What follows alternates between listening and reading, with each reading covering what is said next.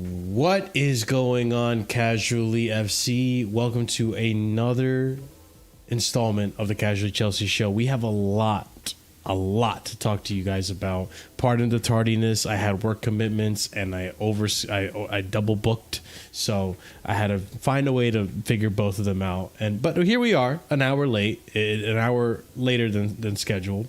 But we're here to give you guys the news of the week, of the news since the last Casually Chelsea show, and we're here to discuss it in a nice jam-packed live podcast for you guys. I'm accompanied by the panel of Oliver Twist and Real Chicken Nugget Chris, as well as myself, Marshalldbdx. Before we go ahead and start the show, guys, be sure to smash the like, subscribe to the channel, hit the bell notification so you are notified whenever we do go live. Check out the links in the description below for more content. Leave a comment down below after the show to let us know your thoughts on everything that we discussed tonight. And last but not least, be sure to check out the memberships. There are 4 different tiers starting at 99p. At that first tier, you get a bunch of emojis, and the second tier, you get a bunch of other perks, and so on and so forth. So check them out. Look at the details. The more members we get, the better the show gets. The more emojis we get, and the more content, member exclusive content we can get as well. So big up to you guys. But first things first. Listen, we're hot off of a UCL result. We now know the finalists for the Champions League final. Dortmund with their victory over PSG, and we're fresh off of the Real Madrid victory over Bayern Munich, who are now out of the Champions League. Shame. It stinks to see it happen. I mean, we all like Tuchel. There have been some comments made by Tuchel, which I will pull up later in the stream, that, hey, listen, one can dream with Tuchel. But listen, at the end of the day, for me, I think Tuchel did well with what he was given. Now we're looking at the future of Bayern being uncertain, with managers rejecting the job. The likes of oh my god, I'm drawing a blank on his name. Lopetegui. Oh my god, the manager just sacked. Ragnick also declined them. Who is it? Nagelsmann declining them as well. Yeah, many managers that don't want to go to Bayern, which I think speaks a lot for what's going on at Bayern. It's quite a mess of a situation over there. However, Tuchel did the best that he could in the Champions League, took them this far, which no one expected. People were expecting them to lose in the group stages. They didn't, or in the knockout stages. They didn't lose in the knockout stages. People were expecting them to lose in the quarterfinals to Arsenal. They did not lose to Arsenal. And to be fair, today they came very close to a victory, but the Bernabeu and Real Madrid, it really is one of those grounds where these type of things happen, the unexpected. Like somehow, some way, Real Madrid find a way, but that doesn't go without saying that there was a bit of controversy. Real Madrid or Bayern Munich scored that first goal. Real Madrid made a comeback, scored a second goal after that, and then Bayern arguably scored the equalizing goal to take them into extra time. No lines were drawn, and it looked onside from what I can tell. But ladies and gentlemen, you were paying much closer attention to the game than I was, because I was at work. But I mean, Chris, tell me your thoughts first, man. I thought obviously Real Madrid, they was dominating the game and stuff like that. Like they had the more chances and stuff like that. But I thought Bayern Munich did a good job holding them out. Davis's goal was a beauty of a goal, I can't lie. Oh yeah. Because like Rudiger, he did do everything right. He showed him to his right side, but Davis still had another thing in him, and just he shot on his right foot and put like side of the right side of the goal near top bins anyway.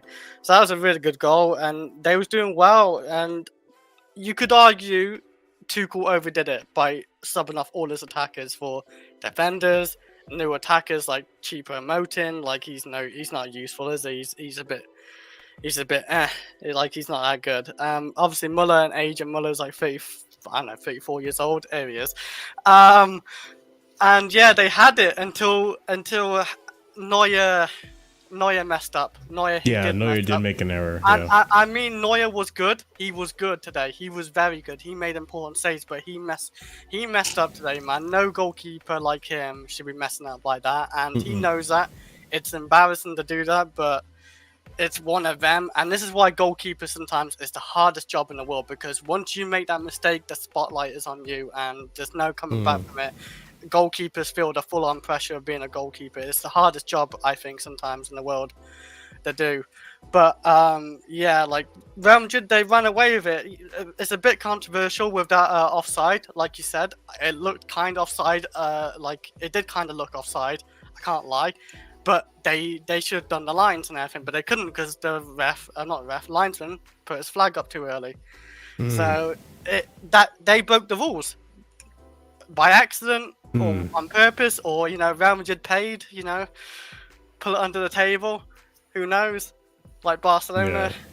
But yeah, like it was a good game, but I felt like it got a little bit ruined with that. Yeah, fair enough.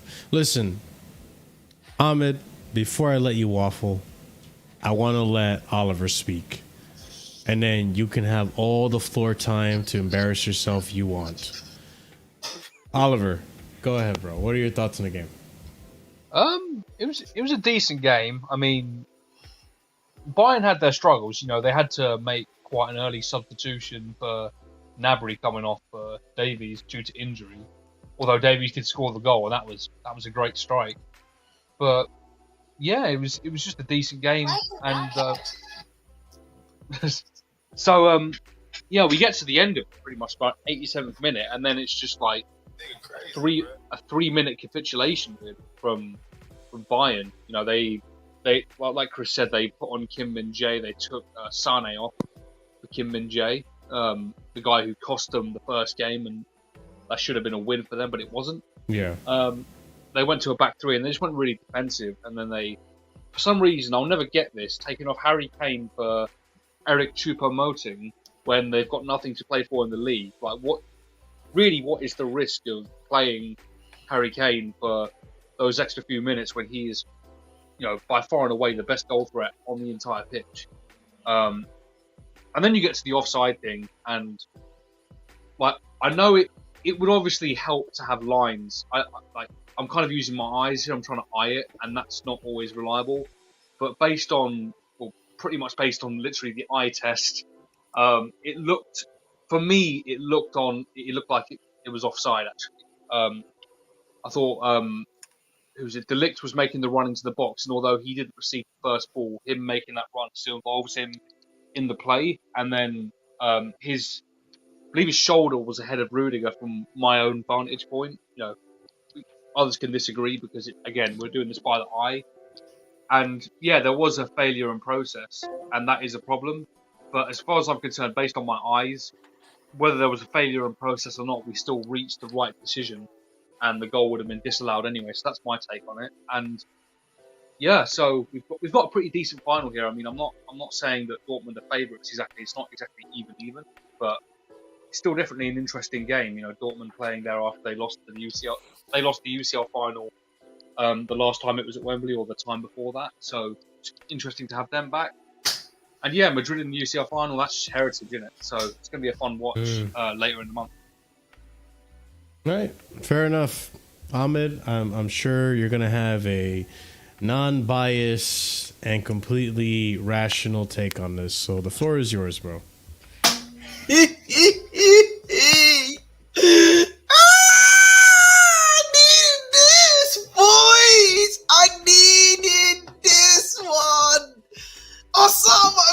Chilly man, he was 3 minutes plus extra time added on away from killing me.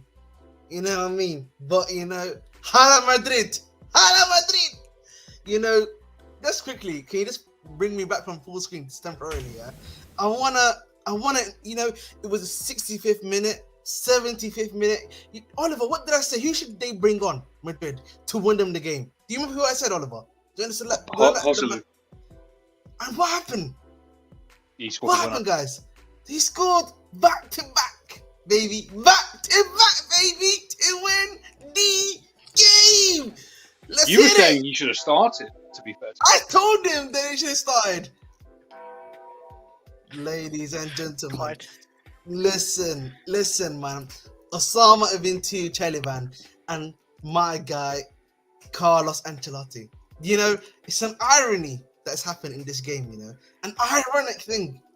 When it comes to Thomas Tuchel, you know, at Bayern, at Chelsea, as you've seen, the management side has not been his best. I'll always talk about him with rivetingly, tactically, except of this game where I may have to cook him a bit slightly tactically with some of the stuff that he did in terms of substitutions. But when it comes to actual man management and the irony of it all, yeah, this guy, you know, we know what he's been happening to him at Bayern and the man management issues he's been having, the inner fighting that's been going on, partly due to himself and the way he's handled the squad, and part of it also due to this, also due to some of these older players not taking to him as well. But at the end of the day, the irony is he lost to the best man manager in world football. He got a guy that was playing for Stoke in the last 2 to 3 years ago, was playing for Stoke, yeah, and he somehow managed to get, with his man management skills, 2 goals out of him to win him a UCL semi-final, to take him to the final again. Do you not think that's a bit ironic for Marshall? I'm actually, this is just me being kind of being honest. It's kind of funny. Do you not think kind of ironic? No? Are you not gonna answer this? I'm actually trying to be fair and square here. Like it's not even me being. I felt like yes, the I man wanted to answer, management. but okay. No, did you want to answer? Yeah, No, go ahead, Chris. I felt. I- Yeah, go on. I was gonna say, listen. Obviously, I like both managers, Don Carlo and Thomas Tuchel. Don Carlo has the better team, has the better man management, like you said, so on and so forth. And at the end of the day, I think the biggest deciding factor for this tie in general was the decision for Thomas Tuchel to bring back Kim Min-jae. And I think, and I can make the argument that if he wasn't forced to play Kim Min-jae in that first leg, I think Bayern, either we go to penalties tonight, or Bayern have a comfortable cushion to go into the final. Because at the end of the day, like, all cards were against Tuchel in this one. So I don't think anyone with a rational sense of thinking goes into this leg, the second leg, thinking Tuchel's going to win this easy. It's the Bernabeu. It's Real Madrid. And this is one of those stadiums where magic happens. Like, Real Madrid always find a way. And today we saw it. Real Madrid found a way. The thing was, yeah. Mm-hmm. And but the thing I said, I'll say this again, the reason why they were able to find a way was via the magic. They were able to create that a lot they needed was because of Ancelotti. Ancelotti was able to get the best out of the guys that he had, that he came on when he was losing his starters. You know what I mean? That's what he did. No striker. No striker. Yeah, and that for me is the big thing for me. That's the thing that's you know what I mean. Listen, I cuss out Tuchel. I call Osimhen and Tuchel. He did a lot of Tuchel stuff today with the defensive changes he was making. Let's be honest as well, yeah. But if we're being serious, that killed him. What killed him was really, if you're thinking about it, was the man management. I'll be real with you, bro. That is kind of what the players were playing. The players, yeah. The players at Real Madrid were playing for Ancelotti. They were playing for themselves. And I think for me, Bayern, they're still playing for themselves to be able to get a chance into the final. But they weren't playing for their manager. That's where I disagree with you. Because I think for you to say, like, I feel like this is you just pushing your agenda. I think for you to literally sit here and say, Tuchel lost it because of his lack of man management skills. Tuchel wasn't the one that told Kim Min-jae to clown himself in that first leg. Tuchel wasn't the one that told Neuer to make the error for that first goal. It was Chris. Their first goal, yes. They make up 1-1. Listen, at the end of the day, they definitely weren't playing like the way I saw Bayern today. They weren't playing to win. They were playing to go to penalties. That's what it looked like from the beginning. And I think most of us can agree. They were soaking up pressure. Bayern, Real Madrid could not get through. It was Real Madrid's possession the whole game. They hit the crossbar early, and Neuer made an amazing save to follow up with that crossbar. The bar hitting the wood post. But at the end of the day, the players opted to take on that tactic, and it was working for them up until Neuer made the error. And when you make the error, kind of like us with Arsenal, with the stupid Sanchez error, once that happened, you give the opposition team life. And that's what happened. You saw the second goal come in, and say what you want. Actually, you didn't speak on it, Ahmed. Your thoughts on the offside call? No lines. We didn't see VAR scrap it up. Bro, don't even need lines. They have the semi-automated offside. So they don't even need to do that at all, by the way. No, Do but they in Champions League? the linesman already called it before. No. But even if the linesman calls it before, it's self-automated, so it will still be checking to see if anything. I think they checked it. It looked kind of offside. But they usually show a graphic for the automated offside. No. Remember, because the semi-automated thing was totally automatic, and at the end of the day, the guy that touches the ball is Mazraoui, and Mazraoui at that moment in time was onside. There's no denying that, by the way. So listen, I thought that was a goal, by the way. I was shocked that he wasn't even getting checked, because the thing I'd always thought, as you guys know, and what they did even in the EPL, where they let the play finish, and then they check if it's offside or not, even if the linesman raises the flag. So which is kind of crazy. And the thing is, if the semi-automated offside said it's not offside, and remember the players were still fighting for that. By the way, they weren't looking at the linesman; they were still playing like it was as if it was in game. So that's what made it crazy. Listen, I'm a Salma been too chilly band, but honestly, still honestly, I still thought we could have beat them even if we went extra time. But at the end of the day, bro, we can talk here and there. The players missed chances. There was a 2-0 opportunity. They could have done it to finish the game off with Pavlovic if he had a bit more pace on him. But listen, whether we liked it or not, at the end of the day, man, Tuchel now he's crashed out. Simple as that, bro. Out of the UCL semi-final, and I don't mean that like in the bad way. I mean he's literally just crashed out of the semi-final, of course. And listen, to Chelly-Ban, he thought those Osama tactics were gonna work. When he started putting on even more crazy Osama tactics on with all these guys, and it didn't work. For me, I just didn't understand taking off like all of your attackers. Like from what I heard, Kane had back problems, so that's fair enough. But why not keep Sane on? Why not keep on Musiala on? You know what I'm saying to you? If they had gone when it was 1-1, if you still had Musiala and Sane and Choupo-Moting, I thought that you could still have had, at least with how open the game was, you would have had opportunities there to create chances for at least either Musiala or Choupo-Moting to get you a 2-1. I'll be real with you. I thought like you said, I think Tuchel definitely overdid it with his substitutions. Subbing on Kim May-J made sense. They was 1-0 up near the end. It made sense to bring on. No, but he subbed him on in the 70th minute, bro. He subbed 70-something minute. 70-something, right? He was 71, 72. It was really early 70s when he subbed him on. I mean, it was working until no, but even if it Neuer made that mistake, it was working. But I don't think the problem is, early, by the way. 76 minute. I think that's quite early, bro. I'll be honest with you. Well, when would you say is the right time? 80? 82? You probably do that, 85, 86, 87? Because then I you think at least too late. No, it's not.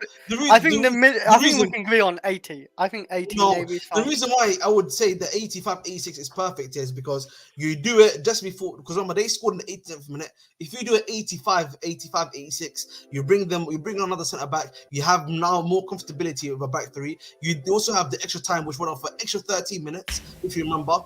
So yeah, at that point, that happened because of like celebrations, like stoppage and stuff like that. That wasn't on Tuchel. But listen, at the end of the day, bro, I just don't understand like why that happened. And listen, you know, Tuchel now, he's gone out of 2 jobs. Osama, you know, he's gone out of 2 jobs. It's looking like he's going to be heading to United. Unless, Bayern could be lucky to keep Tuchel the way that team is going, because that team is. Mate, he's gone. He's already gone, bro. Oh, he's actually going. Yeah, he's actually going, isn't he? Shit. Yeah, at the end of the day, he's gone now. Yeah, I forgot. My bad. You can hold that. You know what I mean? Chelsea could be here for you. Wait, hold on. You need to stop wording it the way you're wording it. Bayern can hold that because now Bayern are linked with Ten Hag because they were denied Xabi Alonso, because they were denied Ragnick, because they were denied. Who else is out there? Who else is out there that were linked? Nagelsmann. They don't want to come back because they realize the mess that is going on at Bayern. And even Tuchel, when asked in an interview saying what's going to happen, like, no, what happens at Bayern is it's set in stone. We're done. You know, like, I'm moving on. So I think Bayern is now having buyer's remorse. When you were having your school of thought, you allowed me to finish. Let me finish, bro. At the end of the day, bro, you know, that fraud, he's leaving Bayern, you know, on amicable terms. All right, that's what I'm gonna say. And he might come back to Chelsea. So I hope if he does come back to Chelsea, he's not coming back to Chelsea. Why not? He's not Why not? Wait. Listen, we'll get into the show. We'll get into it, and I'll show you the quotes. Oh yeah, you gotta show me this. I have a whole 2.5 hour show. What the hell did you think you come here for? Just to talk Champions League? Just to wax and teaks, you know what I mean? There's plenty of things to happen. All right, you know what? Listen, I'm gonna finish this off nicely. Yeah, he's gonna go now to finish his career at United, the graveyard. He's not finishing his career. The manager killer. The manager killer. United is the United is the manager killer. The club is never going back for Tuchel. You know what I mean? He can still say, I want Tuchel. Ahmed, who do you want? Who do you want? He's some not shit manager who's probably Ahmed's not going to give you an answer. Ahmed's like, it depends on what the players and we do. Yeah. I said this. Professional fence sitter over here. Fucking fence up his asshole.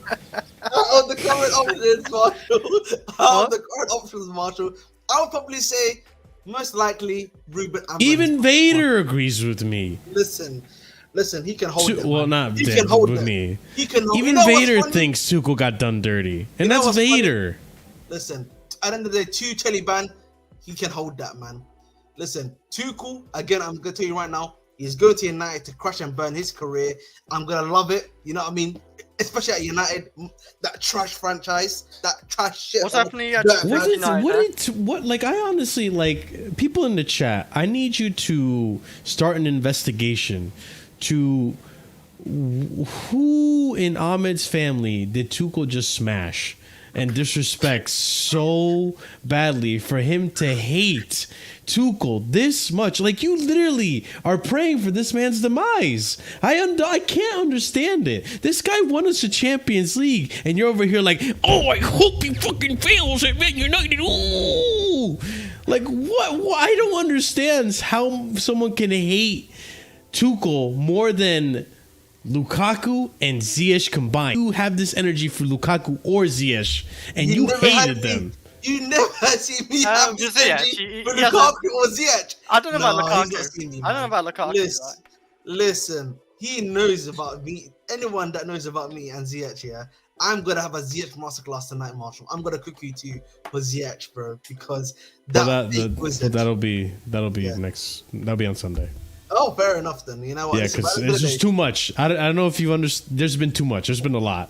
Okay, I'm gonna finish my soliloquy. There has been a lot. Yeah, I'm gonna finish my soliloquy then to help us go forward. Then. But listen, actually, if you want to transition into Dortmund, because we haven't even talked about Dortmund yet. Oh, fair enough then. And just to finish off, to put a pin on the Tuchel himself. At the end of the day, bro. At the end of the day, when it comes to Tuchel, I'm just gonna say it like this, yeah. I hope he doesn't go to United. I'm actually going to be, listen, this is me being nice to him, yeah? And the reason why I say that, because that's what managers go tonight, bro. No one here, no one here on this panel can't deny that, by the way. managers go there to die, and I know sadly he'll be going the Mourinho route. By the way, if that happens, he will be going down that Mourinho route, and I don't want him to go to United. That's what I'm saying to you. Please take a break, go somewhere else. Just don't go to United. I'm being serious, man. While we discuss more football, obviously I'm gonna find the tweets, but there were some things that give me hope that maybe if these owners do the right thing, maybe we see the return of Tuchel. But we'll discuss that. Let's talk about Dortmund, because I think, Edin Terzic, what this man has done, and how he's turned it around after completely fumbling the bag last season. I have to give this man respect. This is the first time in ages, absolute ages, since Borussia Dortmund have made it to a final. And it's convincing. It's looked convincing. I don't think they fluked it. I genuinely think the football they are playing is actually attractive and good football. And I have to give Edin Terzic some credit for that. But the way they were able to just... and mind you, obviously, listen, the crossbar and the woodwork was their best friend last night. It definitely was. Because, what was it? 4 times that they hit the post, PSG? I counted 3, but I wasn't properly watching. It was a lot. That was unreal. They got lucky, but at the end of the day, this is football. If you do not score your chances, the other team will. And Dortmund got a chance. Hummels puts it away, and that's all they needed to go to the final. PSG against Luis Enrique. It's, I wanted Luis Enrique to take it further, to continue and prove that he is a good manager, because I think a lot of people like to discredit him for the whole MSN thing. But Edin Terzic, I got to give it to him. I have to give it to him. Oliver, what are your thoughts on that game yesterday? Yeah, it was an interesting one because, Hummels got the goal and they did win, but PSG had a plethora of chances. I think PSG should have done better. They were at home. They've got Mbappe in their team. He didn't necessarily cover himself in glory with one of the chances that he had. Dembele, not good from him. Their strikers are overrated. It's just a bit problematic there. I mean, I actually thought PSG would make it through, but lo and behold, they haven't. And performances like that justify why. And for people that said they wouldn't go through, fair play to them. And listen, with Dortmund, Terzic has done a good job there. And he's picked out 2 players from obscurity in Maatsen and Sancho, who 2 terrible managers made the rest of the world think were either insignificant or useless, and he's doing a job with them. So you can't call Bundesliga tax because it's not the Bundesliga, it's the UCL. So you just got to give him credit where it's due, right? The club have done well, he's done well, and they're now in a final, so they just got to try their best from here. I don't expect them to win it at all, but it's definitely progress from getting beaten by Graham Potter's Chelsea. You know what I mean? There, man. If you were in that semi-final, we would be bitching those guys 5-0. Don't you worry about that, Chief. I don't know about that. I do not know about that. I actually do know about that, actually. No, we're shit. We're shit. No. We would have handled business. We would have handled business. The same Chelsea who bowled it to Burnley, 10 men. The same team who bowled it to Sheffield. I forgot there was 10 men. God damn it, Chris. I'm not going to talk about that. That was last season. That was still under probably from Tuchel's tactics and Potter, a bit of mixture of both. I forgot it was 10 of men. How structurally good we was at the back. I mean, we're ball jobs. Let's not talk about. You know what it is, yeah. Chris is a hater. Chris is a hater. He don't believe in Jackson. He don't believe in Madueke. He don't believe in Madrid. I mean, he don't believe. I mean, we might score, but we're conceding a few goals. By the way, we're conceding Why a few do you goals. sound like you're about to give gospel right You know now? what I mean? Right. He lied. You know what I mean? Chris, The last two Chris, games, wait, maybe you might, we might have talk. Chris, he lied on Enzo's name. He lied on Woodrick's name. He lied on Jackson's name. He lied on Caicedo's name. Chris, you're not gonna believe me, yeah? If these man cannot win, yeah, against this Bayern, this Borussia Dortmund side, they would bitch them around, bro. They'll be our sons. Do you know why Borussia Dortmund beat PSG? So There's you only think we one could word beat for it. PSG then that night? Then you're saying? You're basically saying. Yes. Do you know why? Why is that? One word. Physicality. They outmuscled them. That's the big thing that was killing these man. They were just bitching them They are a around. lot more physical in the pitch. I just can't believe PSG didn't score one goal in 2 legs. One goal against a high-line Bundesliga Dortmund team. Like, you know, like easy to score past these Bundesliga teams. I just couldn't believe they couldn't score one goal. Did you not see the way they were getting bitched around? You know what, man? Mbappe, I'm worried for him now. You know, if he goes to La Liga, yeah, you know what I mean? They're gonna be a bit more muscular, man. They use a bit more, you know what I mean, muscle there. I'm worried for him, man. I'm worried for him. Huh? You know what I mean? He might not be able to handle that meat. Pause. What do you mean by that? You know what Mm. Whoa. Hey, yo! I did that one on purpose, by the way. Come on, You, guys. You yeah, had I know to know you I did was that. doing that. The last one was seriously on purpose, by the way. But listen, man. It is embarrassing on Mbappe, Dembele, Ramos. Who else is in that attack, by the way? Listen, get his Cavani. name. You can't call him Ramos. One goal They don't at what, call- 20 shots? That's Oh, embarrassing. Chris, That's you can't Chelsea call him under Tuchel, man. Chris. Yeah, you can't call him Ramos. You have to call him Conrado Ramos. At least you can separate them. You know what I mean? I'm gonna call him You know what I mean? Ramos. Gonzalo. He hasn't earned It's respect Portuguese. or I'm saying the type- Portuguese way, bro. Yeah. Gonzalo. That's the I'm saying Portuguese. I say Portuguese. So you said it wrong as well. That's embarrassing. Listen, at the end of the day, man, I don't I'm know how just to say it. differentiating them from the real Ramos, innit? Sergio Ramos, you know what I mean? I'm separating them, you know what I mean? That's the real one. That's the real Ramos, you know what I mean? You know what I mean? He's Yeah. aggression. See, this is why I don't say You know what I it, mean? because Marshall knows you've done it wrong again. This is why I just keep call on doing him it on Ramos. purpose. man. Sergio Ramos. But okay. Sergio Ramos, you know what I mean? I love doing this, man. Oh man, Marshall, you are one of my. Listen, I mean, man, you're one gonna of do the a lot best better guys than I me, know, Ahmed, man. but I'm not doing it. Marshall, honestly, you're one of the best guys I know, man. To troll you is actually it's a pleasure, man. Because your reaction is hilarious. What's wrong with this guy, man? Hey, what's wrong with you, Ahmed? I'm sensational, A man. bit loopy today, a bit hyperactive. He's high on the fact that Tuchel failed. That's what he's high. He's high on the Tuchel pack right now, man. He It's is too in- high on it. Listen, Oh, I Jesus Christ. literally, We got Andrew on his side, too. Oh, I know. God, I can't do and you this. I'm invited dry Prime, myself so in we this gotta cup be, of water. you know what, yeah? Andrew, the floor's yours. Talk about Tuchel, man, please. You know what? The floor is yours, man. You know, This is going to be a long one, boys.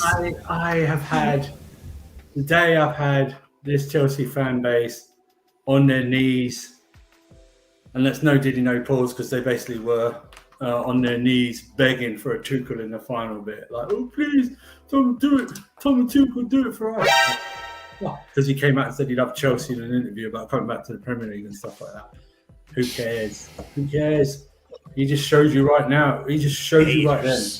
He's not an elite manager. And you are putting on Choupo-Moting instead of Tell. Yeah? Choupo-Moting. Yeah? Instead of Mateus Tell.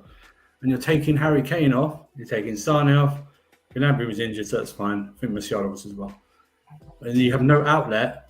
And you dare to do that with over 15 minutes to go in the second leg of a semi-final at the Bernabeu. That is sporting heritage, my friend. All right? Sporting heritage. Death, taxes, and late goals in a semi-final second leg at the Bernabeu are guaranteed in life. Okay? Guaranteed in life. You let a failed Newcastle striker dunk on you twice. Now, fair dues. The first one isn't on him. That's on Neuer. Yeah? That's on Neuer. But The problem is, by your subs allowed Real Madrid back into the game. You know, not something that Di Matteo would have done on his Champions League run, but you know, that's what I'm saying. But no, listen, I'm just sick of this over. Listen, Tom Tuchel won the Champions League. Thank you very much. You're a great cup manager. That's all you are. You are a rubbish league manager. You're a cup manager. That's all you are. And you didn't have the force of promoting, bro. I mean, come on. What are we doing here? This guy played for Stoke. You know what I mean? What are we doing here, man? He's got the greatest agent in the history of the game to go from Stoke to PSG to Bayern Munich. I mean, that's the greatest of all time. But, you know, I'm glad, man. And you know what? Big up to Don Carlo, who, when he went to Everton, everyone said he was finished. Man's going to possibly win his 5th Champions League as a manager. His 7th overall in his career. You can say, oh, he's not retained the league. I couldn't give a fuck. Man's got 5, possibly 5. He'll be able to put, if this was a Super Bowl, he'd be able to have every ring. He'd have a ring on every digit if he wins this one. You know what I'm saying? Like that. And that's the guy without. And I know Joslu's scored twice now. They haven't got a recognised striker. You know what I mean? That's the difference. He hasn't got a recognised striker. Look what's happening. World-class players. Well, world-class players. I mean, no one really rated Nacho much until this season.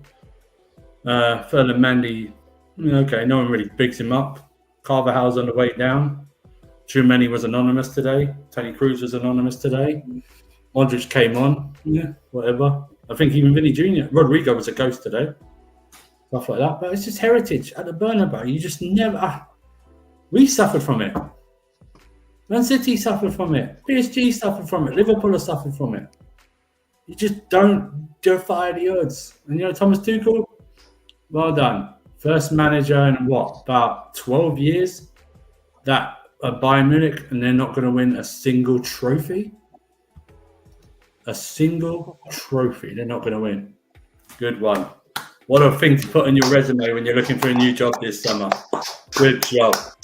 Good job. Oh, please, come back home, Tommy T. Come back home. I mean, his CV will still be good enough for Chelsea. It'll still be good enough for us. No, it won't. No, sorry. I mean, we hired Potter and Poch. Like, No. That's a flawed argument. I'm not doing it. Oh, yeah, but you're better than Poch. I don't care. I'm not saying he's better. I'm saying their CVs wasn't that great either. No, but that's fine. But he's going to go down. And by the way, he only won that Bundesliga because Dortmund choked on the last day of the season. Mm-hmm. You know what I mean? Let me, Surfer, when you're done, let me know when I can speak on this. Embarrassing in the first leg against Lazio, 1-1-0. You know, stuff like that. Okay, they overcame Arsenal, no problem. I'll credit you for that. But honestly, man, I don't know.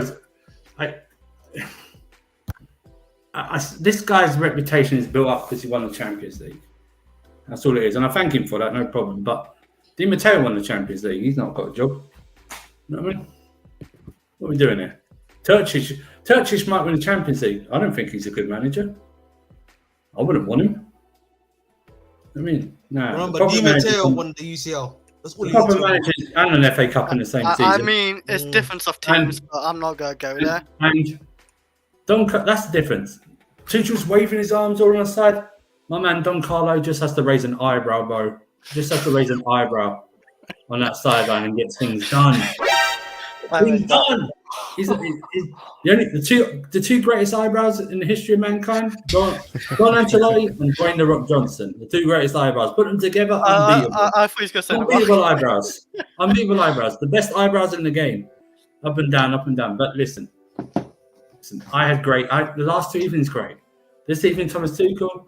Yesterday, that overrated Comps player who makes Charles Nzogbia look like Ronaldinho, Dembele yesterday. Oh, jeez. That was beautiful. Dembele, Depay, and João Felix, the greatest comp players of all time. The greatest comp players of all time.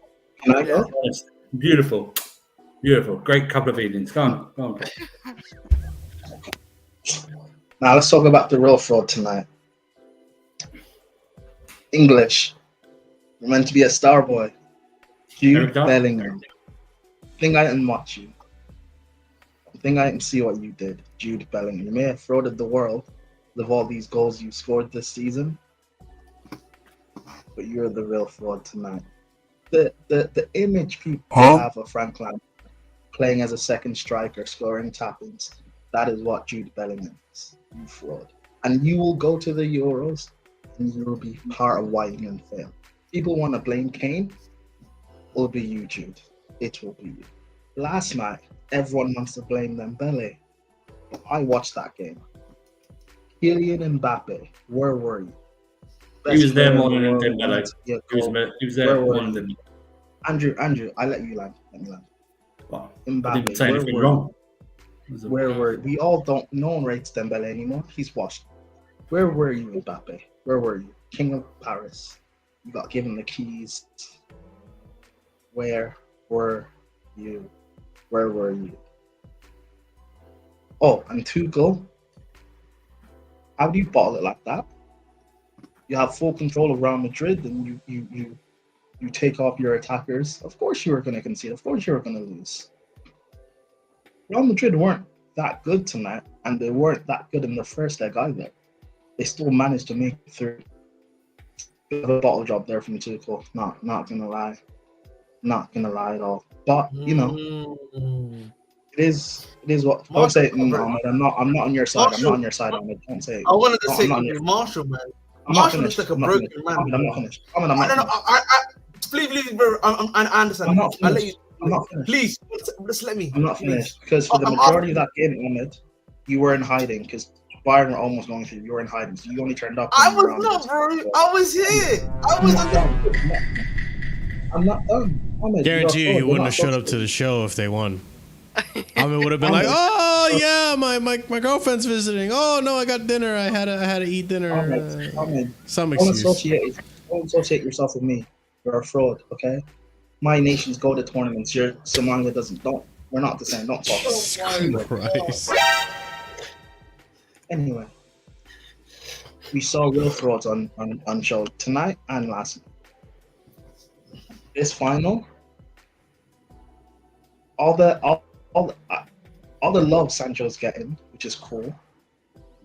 If Dortmund don't win it, people are gonna flip flop and start hating him. And whether or not I think it's fair, like it is what it is. Banter can go on. Has Sancho done enough to make it into the England squad for the Euros? Probably not. Southgate probably won't bring him, but it is what it is. Ian Maatsen, brilliant going forward and defensively, but hey, he's not tall enough, so who really cares what he does, right? Right? Yeah, man. That's probably it, I guess. Are we? Yeah, that's probably it. That's all I have to say. All right, listen, I wanted to talk. Also, no, actually, no, I don't. Vinny, was he the first goal or second goal he got an assist? Fast. Vinny, He took a shot. First goal, right? Really got second. It's not really assist though. Not really an assist, though, is it? No, it's a Neuer assist, if anything. He created it. You know what I mean? Well, he took the shot and Neuer fucked it. Yeah, I wouldn't say created it. It's a common mistake, really. No. Yeah. Anyway, Vinicius Jr., Real Madrid particularly, the epitome of we don't give up. We keep going until the very end. Bro, there are certain times I hate Real Madrid when it's against my club, but they are the epitome of heritage, man. I love it. And I'm glad I'm unknown at Real Madrid. I'm glad I'm unknown here. So, hey, I get to see a Champions League then. Enjoy you guys struggling for top six. But listen, I need to talk about Marshall, bro. You look like a broken man today, bro. You know what I mean? What's the matter, bro, man? It's just too chilly, man, bro. At the end of the day, man, can get another guy with some aura. You know what I mean? It's not that hard to find a new manager of aura, bro. I mean, Ahmed, listen, I like Tuchel. I understand his football is not attractive, but I let you guys cook, and at the end of the day, I'm just going to ignore half of the commentary said, because at the end of the day, I know the truth. I have my third eye open. I see the truth. But your third eye, your cloaca. You want to zip up your jeans then if your third eye's open. Yeah. Listen, I'll keep my I'll keep my jeans wide open. Hey yo. Yeah, no, did it? But look, at the end of the day, like the disingenuousness and the like, out of all of the criticism on Tuchel, the only one that made any rational sense was Andrew, because he was actually spoke on like truth and rationality. To say that Tuchel bottled the first game when he wasn't the one that told Kim and Jae to make both those stupid mistakes for the goals. It should have been a clean sheet. You did. I didn't say he bottled the first game. Did he not? The only game I heard. Did I mishear him? Should I go back in YouTube and go back to see if Prime literally said Tuchel bottled it? I think you were talking about the last game. I didn't say he bottled. No, again, you said two different things. I didn't say he bottled the first game, and I didn't say he bottled it. I said near the end of the game, he bottled regardless. His substitutions. His substitution is what let him know. But hey, regardless, Marshall, it's fine. People were telling me that Kim and Jae, all the criticism on Kim and Jae, and now we realize why Kim and Jae didn't play. And then in this game, he set them up to win. They were winning, and Neuer bottles it.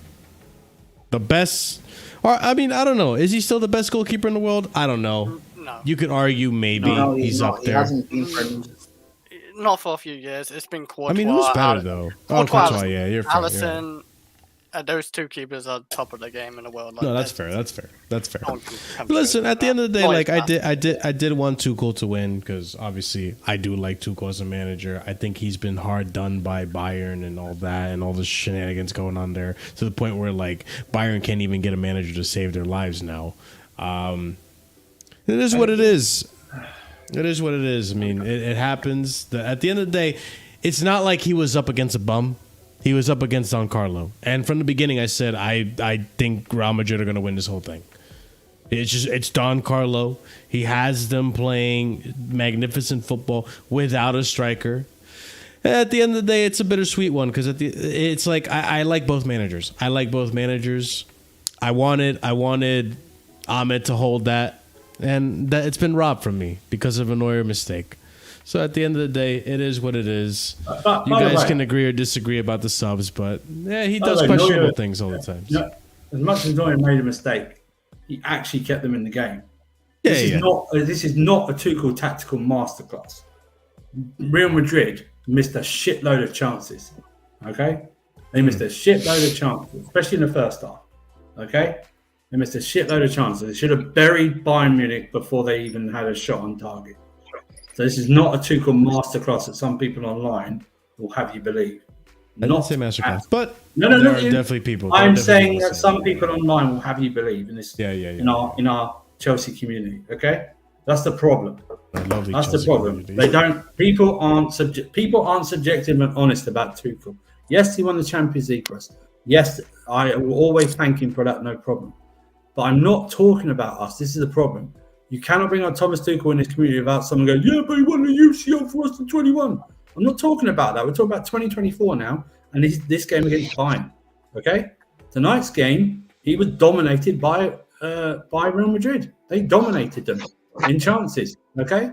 In chances. Now, after that goal, did they have another good chance to score? Yes, Harry Kane. I don't know why he shot it in the first place instead of across the goal. I have no idea why he did that, okay?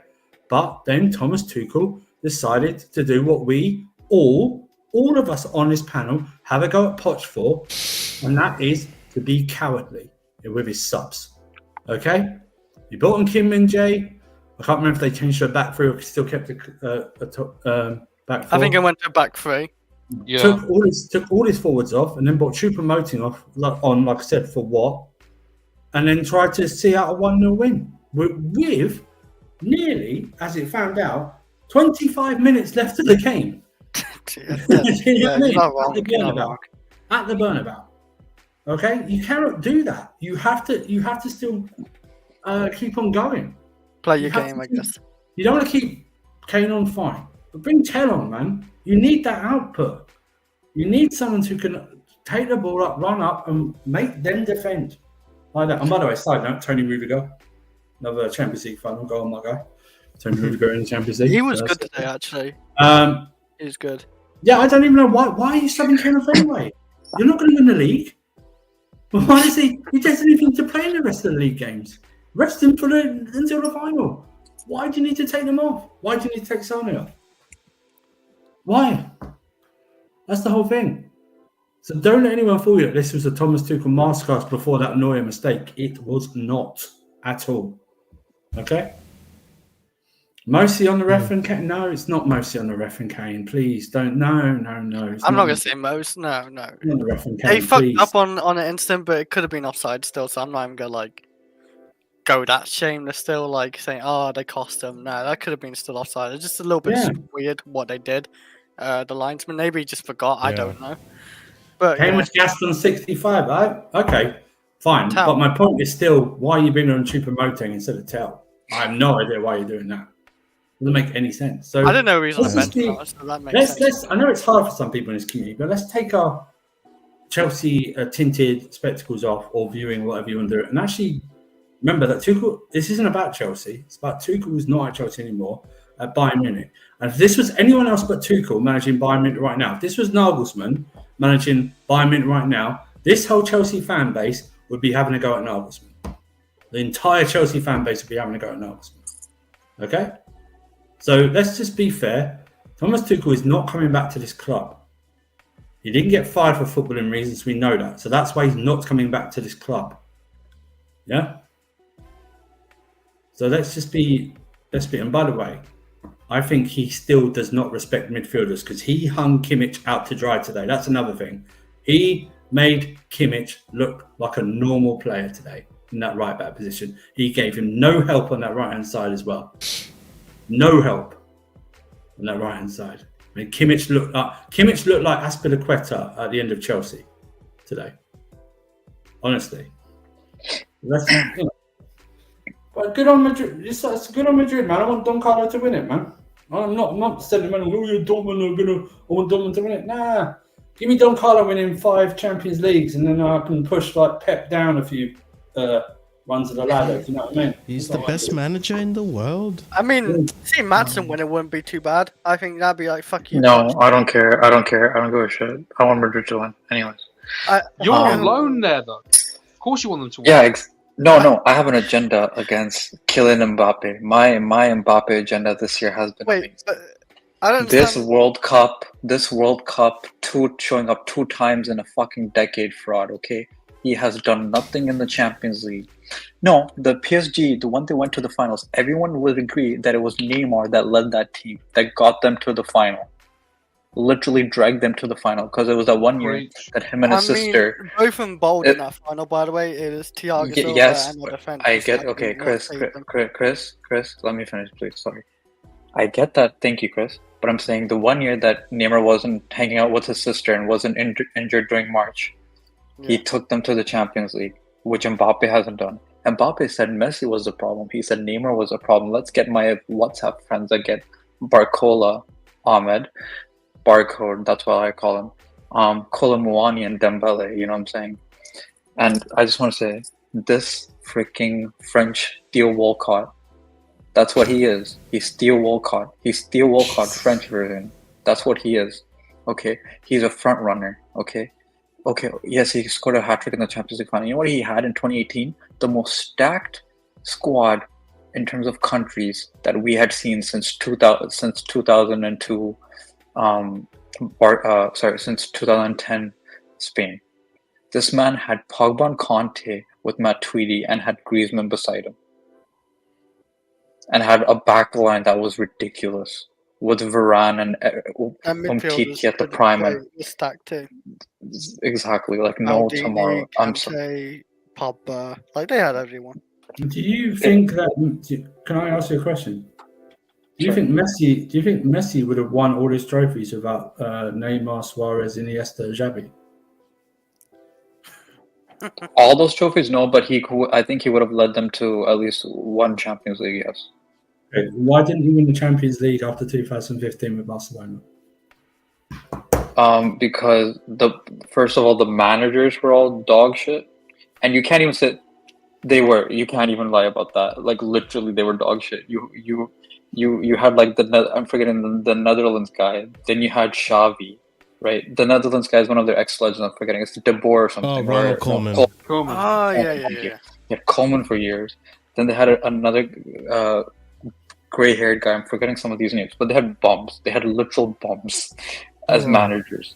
So I can't fault them for that. Okay, So then, are we saying then that Messi can only do it with good managers? Yeah, you need a good manager.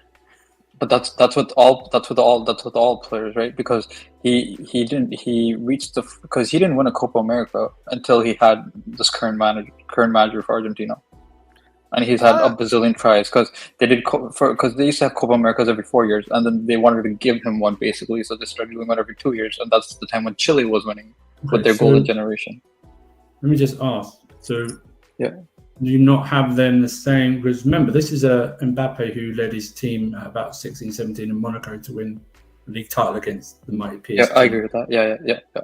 So some imagine that PSG have had recently, like Gautier, and like I said, I don't really rate Enrique. I think he's very overrated, Enrique. Sure. I watched this, not just PSG. I watched him in Spain as well. And also, I think this PSG squad is very average right now. Is very average. Coca-Cola Mwane, whatever his name is up front.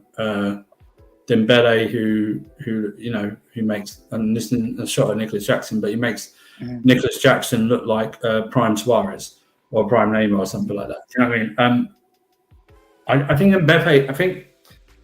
I don't know. You know why I can say this? Because no. I'll tell you why. Why. This Champions League campaign. He's won a World Cup as well, on scoring on the way to get. Yes, so that's why I called him. I called him a guy who shows up 2 times in a decade. That's the World Cup times, right? Because it's every 4 years. That's why I called him. He's a World Cup king. Because this Champions League season, he scored against Real Sociedad and he got a penalty thanks to Dembele. Dembele was the one who pulled him through against Barcelona and Vitinha, and he did nothing again during Dortmund. He did nothing. Yeah, he did nothing. You can so this entire Champions League. This season. No, that's what I'm saying. No, that's what I'm saying. That's why I say he's a front runner. I'm saying he's a front runner.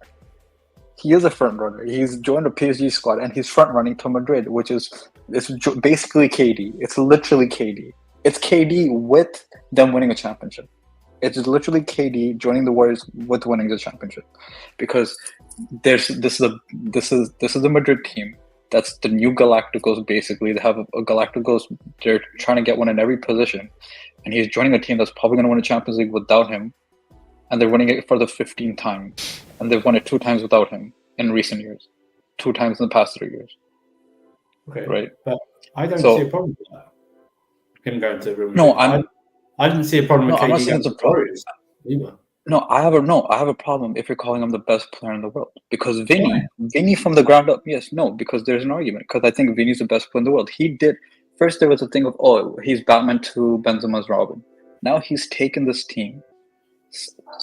He has a record besides today where his shot was like bobbled and went to Joselu. He has a goal and an assist in every Champions League game since 2021 Chelsea. That's how long his streak is. He has a goal or an assist in every knockout game. Every knockout game. That's not what Mbappe has. Vinny's the new Mr. Champions League. He's literally Cristiano Ronaldo in terms of Champions League. So if you're telling me a guy who's the best player in the world, he has to. We're giving Haaland so much stick, and Vinny's also been injured for 4 months this season. 4 months this season he was injured, and when he came back, he scored a hat trick in the first half in the Camp Nou. When he came back, he scored a hat trick in high pressure situations. He scored in the Champions League final, right? When he was young. And that was his first season when he was good. And the season before, Benzo was telling him not to pass the ball because he's being played against him. Right? Real Madrid only got to that final because of Benzema, not because of Vinny Jr. Actually, it was both. Yes, it was. Because they had literally no other outlet. Yes, it was Benzema. It was Benzema. But actually...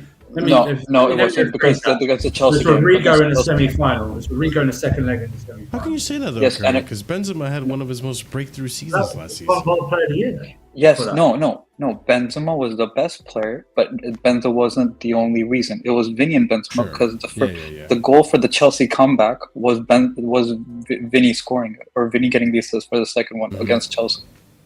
So Vinny was part of that comeback against us. right? Right, And then Benzema. So I'm saying he was the second best player, second best attacker in that team. Because that was when Vinny had 20 goals and 20 assists. Hazard wasn't playing well. Rodrigo hadn't really broken through compared to what he is doing this season. They had no other great attackers besides Benzema and him. That was his first year of having 20 goals and 20 assists in all comps. Right, and now he's done it for 3 seasons in a row. And I'm not going to dispute it, but my thing is like this: what player that we dubbed the best in the world has had to do it all on their own? Because it seems to be where you're coming from is that they should do it all by themselves. No, not all by themselves, but if you're telling me he hasn't had great players throughout the years and he hasn't produced like last year even he had Messi and Neymar, could have done something with that. He had Verratti. The years when he had Thiago Silva, when we didn't have him, and Marquinhos. Okay. I'm sorry, like you got to do something. You've been named the golden child for winning a World Cup, but you gotta do something.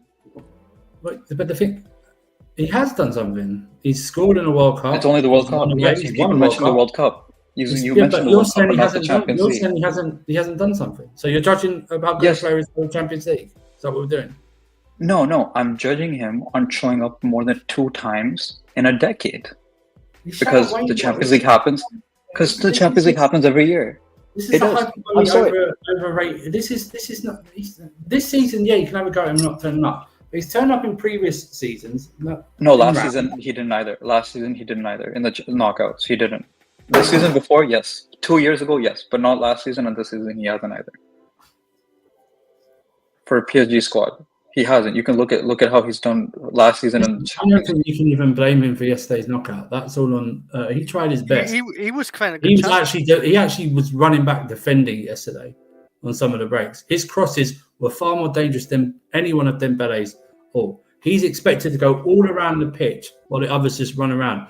When someone like Vitinha's like popping up and trying to be one of the best players, then they've got a problem. This PSG side is overrated as hell. It's shit.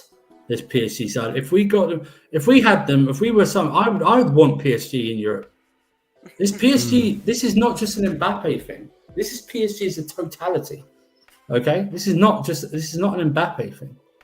That year they got to the final was a one-off during COVID because every round was a one-off game. I'm telling you right now, if it was 2 legs, they would have gone out of that competition as well. It's just going to happen. They'll probably win it when they don't have any real true superstar. Mbappe should have left for Real Madrid 2 years ago. We wouldn't be having this conversation. He would have had but that's what I'm saying. It's on him because he's the one who, not even the signing. I'm talking about this season when he said Neymar was a cultural issue, and he said Messi was holding him back, and then he wanted all his friends. So if he's Mr. Talent ID, kicking out basically all the South Americans besides Ugarte, which is probably the only Campos signing that he was allowed to have in terms of him. Everyone else was basically an Mbappe signing. So if you think you're that good enough to back yourself, then I'm going to hold you to extra scrutiny. Because if you're becoming the sporting director for the club, then I'm going to hold you to extra scrutiny this year. That's why I've held him to more scrutiny this year, because he wants to be the sporting director. So you chose Dembele. You chose to spend 98 million on Kolo Muani. I mean, for them to buy Kolo Muani, and they had to pay 98 million euros. And he was on the bench. $1 million on him. Yes, they paid 92 million euros on Kolo Muani, and he was on the bench, and he didn't even get subbed on. They were the ones. He was and Ousmane Dembele was on the squad, who's shit at decision making. So I'm sorry. Actually, the ones who did show up against Barcelona were the Campos signings, like Vitinha. They weren't the Mbappe signings. So that's the thing I have on him. And Vinny's been showing up again and again for the past 3 seasons. As much as I want to agree with your Mbappe agenda, they got packed by Man City. Oh, I'm also not saying yes, he's packed, but he's the one who got 2 goals and literally got an assist for basically because Rodrigo missed the first shot and it rebounded back to him and he scored the second one against Man City. No, so he basically got GNA. The second leg was 4-0. Where was he then? Are you talking about last year? Yeah, they lost 4-0 in the second leg. No, he's gotten GNA for every single game since. Let me check. No, I swear they lost 4-0 in the second leg. City. They did. Yeah, I think it was 4-0 with the. Well, 3 in the first leg. 4. Okay, yeah, it was. Okay, fair enough. That's what I'm just saying. It's like, That's Didn't play. Okay, that's the only one. Okay.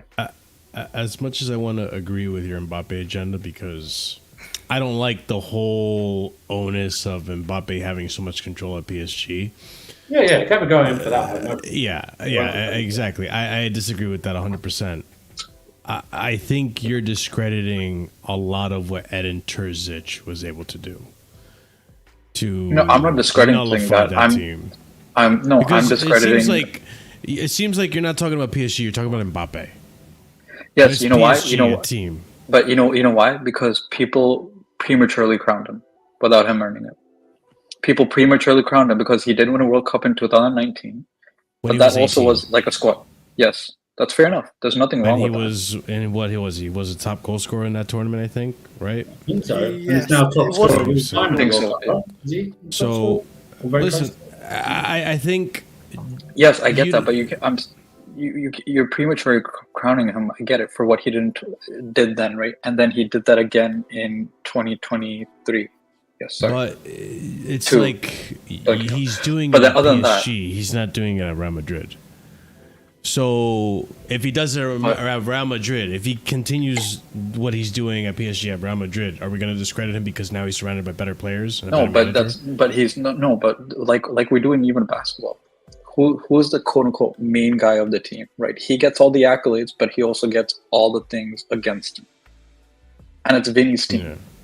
Even if he joins him and he wins, it's Vinny's team. Right. But that wasn't the case last season because it was Benzema's team. Everyone actually last year. No, it wasn't. Last year, Vinny was also the best player. The year before, when they won, it was Benzema's team. Last year, people wanted Benzema out in Real Madrid because he was dog shit in the second half. He was utter dog shit because he got injured. But my point is simply this: like, I think you're putting too much. Like, I understand where you're coming from because of the price, the amount of power he has of the team, but I think Luis Enrique needs to get a little bit of credit because, for one, this is the first time I've seen a PSG team where there wasn't drama necessarily revolving around egos. Yeah, there's drama revolving around the future of Mbappe. That's every season. But there wasn't... Actually, there was drama involving egos. There were reports that Mbappe was unhappy that he got subbed off by Enrique multiple times. But yeah, what player is going to be happy when he's that big? Haaland was upset at not being... Oh, no, like refusing... No, reports of like him refusing to play the next game because he got subbed off. Maybe. I was going to say Mbappe got rid of all the egos. That's why. But the other thing, too, is that, like, this is the first time I'm seeing a PSG team actually not revolve around Mbappe. Whereas previous seasons, I'm seeing a PSG team revolve around the center of attention was either Neymar or Mbappe or Messi and so on and so forth. This is the first time where Luis Enrique, and I got to give kudos to him, where he is trying to prepare this team for a future without Mbappe. And I give him kudos for that. And I think Mbappe, to a certain degree, hasn't thrown much of a fuss about it. And I disagree. I agree with Andrew. I think last night he was trying. He Vitinha, Dembele, they all got really unlucky. They hit the post 5 times. It's really unlucky, and that's unfortunately how the cookie crumbles sometimes in football. And that like I said, that PSG squad's shit. When I'm looking and they're putting on, was it Danilo? They're putting a picture of Danilo on the sideline like he's supposed to come in and do something. In Barcola, I'm so glad we didn't buy him. That team is not as good as previous teams. That team is not as good as previous teams, but Luis Enrique got into the semifinal. I understand, but yeah, I think they. Let me try and put this right.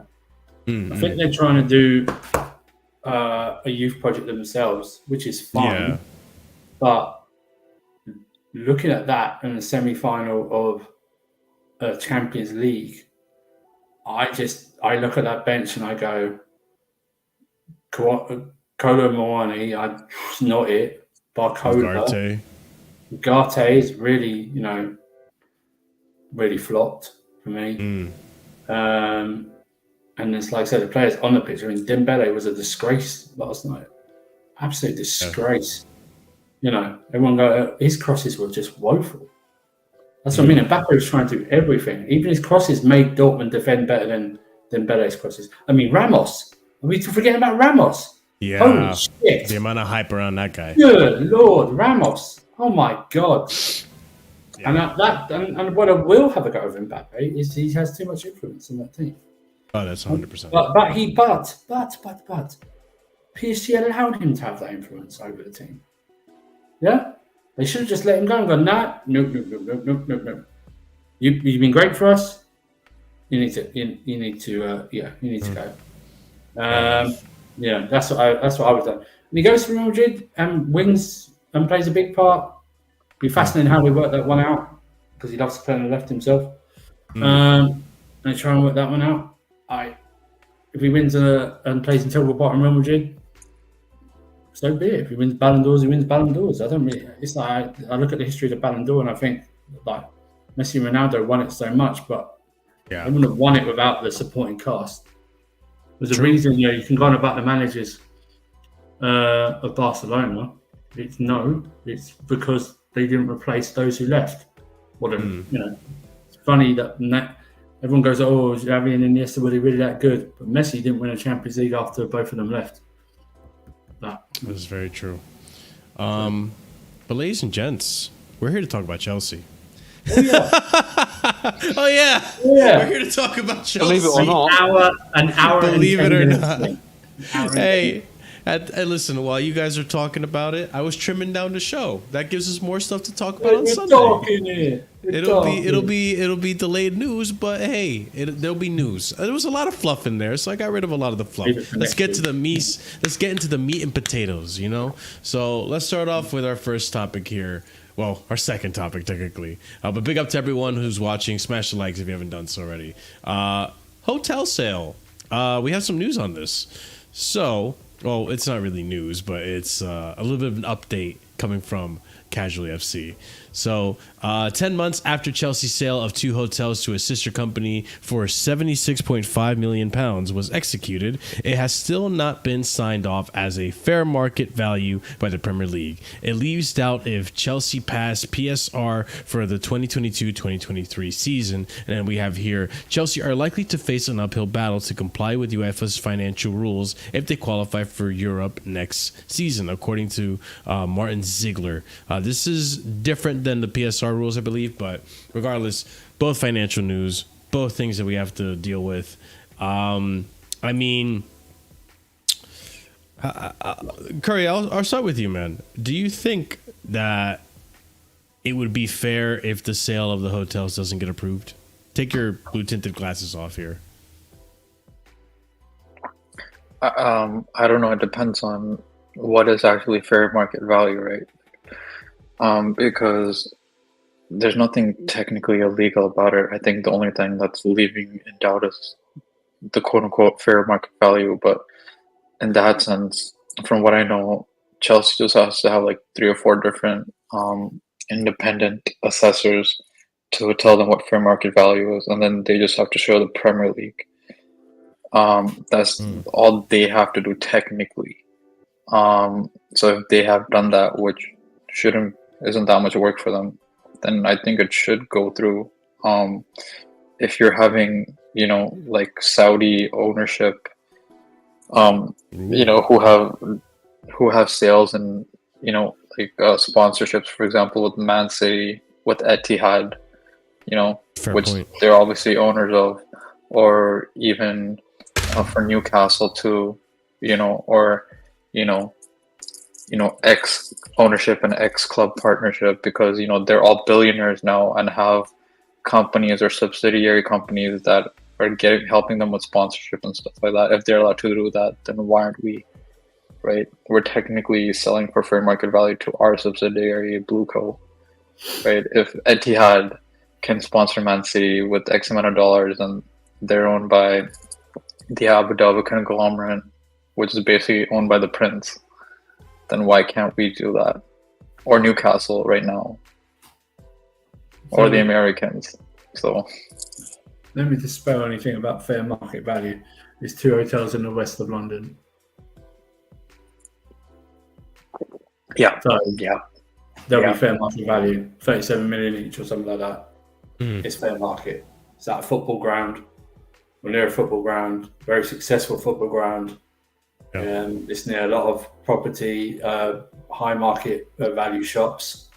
It's near the King's. It's about a 5-10 minute walk from the King's Road, and leading up to West End. It's fair market value. That trying to prove that fair market value is the easiest part of this whole thing. No problem. So then, what do you think is holding it up? So, what, in your opinion? Because as someone, I guess you might have more knowledge in UK.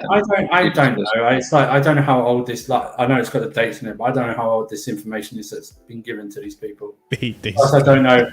Everyone has been so wrong about our financial situation that they have to change the language now to doubting words, so they can't be trapped by this is definitely going to happen. Things that were in January. Chelsea are definitely not going to do this. All they might want. And going back to the UEFA thing. Even if we're not gonna get past it, I think they'll just give us a hefty fine, because there's no way they're going to want us out of their secondary competitions. We are a huge name in football. They want eyes on this competition. And whatever you think about our current state right now, people will watch that competition because we're in it, whether it's our fans or rivals. They'll want to watch it. Would we get a transfer ban if we were to break the UEFA's financial rules? Not at the moment. I think it's just it depends. It's fines at the moment, I believe, but I think it depends on the level you go over. Their rules are very different to the EPL. Gotcha. I think they're stricter, but it's they are. They are. So, for example, the EPL has an 85% in terms of total revenue that you can spend, and UEFA once you're in the competitions is 70%. But then technically, I feel like it should offset because we get the European money, and then we should be getting increased sponsorship deals because of that, right? Because then we hear rumors that the Jordan deal is dependent on if we get Europe, at least Europa League or something like that. So that should be a major deal, right? So it should offset. So it should be basically like the same thing of us not getting Europe, but spending 85% of our revenue compared to 70%, but with European football, which increases revenue and a variety of things. These whole financial things that they're trying to do just make me laugh, because these two entities, the EPL and the Premier League, are whoring out their products to get the highest bidder to bid for them and pay them all this money. Do you know what I mean? Like that. Yeah. You get try and restrict others from spending what they want. My whole thing is this: if your owners can cover it, your owners can cover it. I don't really care. You're telling several private businesses how to run their business. What you're doing in your competition, but if they can't cover it, then they can't cover it. Or what you do is, the billionaire owners, you make them put aside how much, whatever money. If something happens, the club is safe until someone else takes it over. That's what you do. That's what you cover it. All this, you can't do 85%. Who the fuck are you to tell someone who can spend their money? Imagine imagine the UK government telling Jeff Bezos how to spend his money. Oh, you can't you can only spend 85% of what you make and stuff like that. Imagine telling Apple how to spend. Imagine America trying to tell Apple how to spend their money. Fair enough. I mean, I know they've got salary caps in other sports and everything like that. But look, the NFL makes a shit ton of money. They make billions, right? Yeah. You make hundreds of millions here, and you try and restrict. That's why I it's not even for the big clubs. I hate it that a club like Ipswich have to watch what they spend after getting into the Premier League, and clubs that are trying to stay in the Premier League, like Nottingham Forest, you're trying to restrict their ambition and want. I really hate that.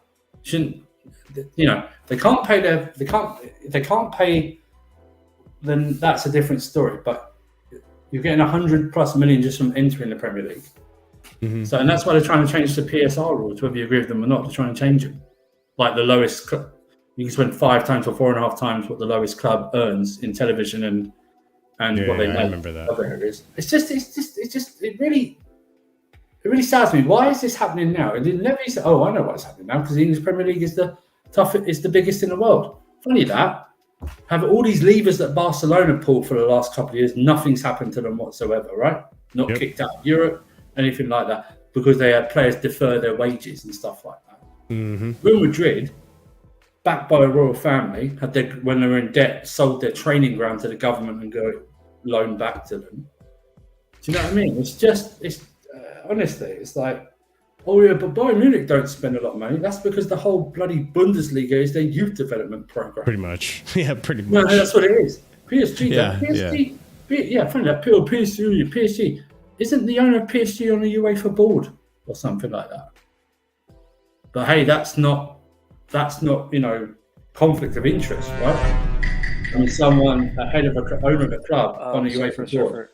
Surfer, you're correct, because this happened during when the Super League was happening and PSG were the only side to not join, and then he climbed up because he was part of the general board, but then he became the vice president or one of the higher ups of the board because of not joining.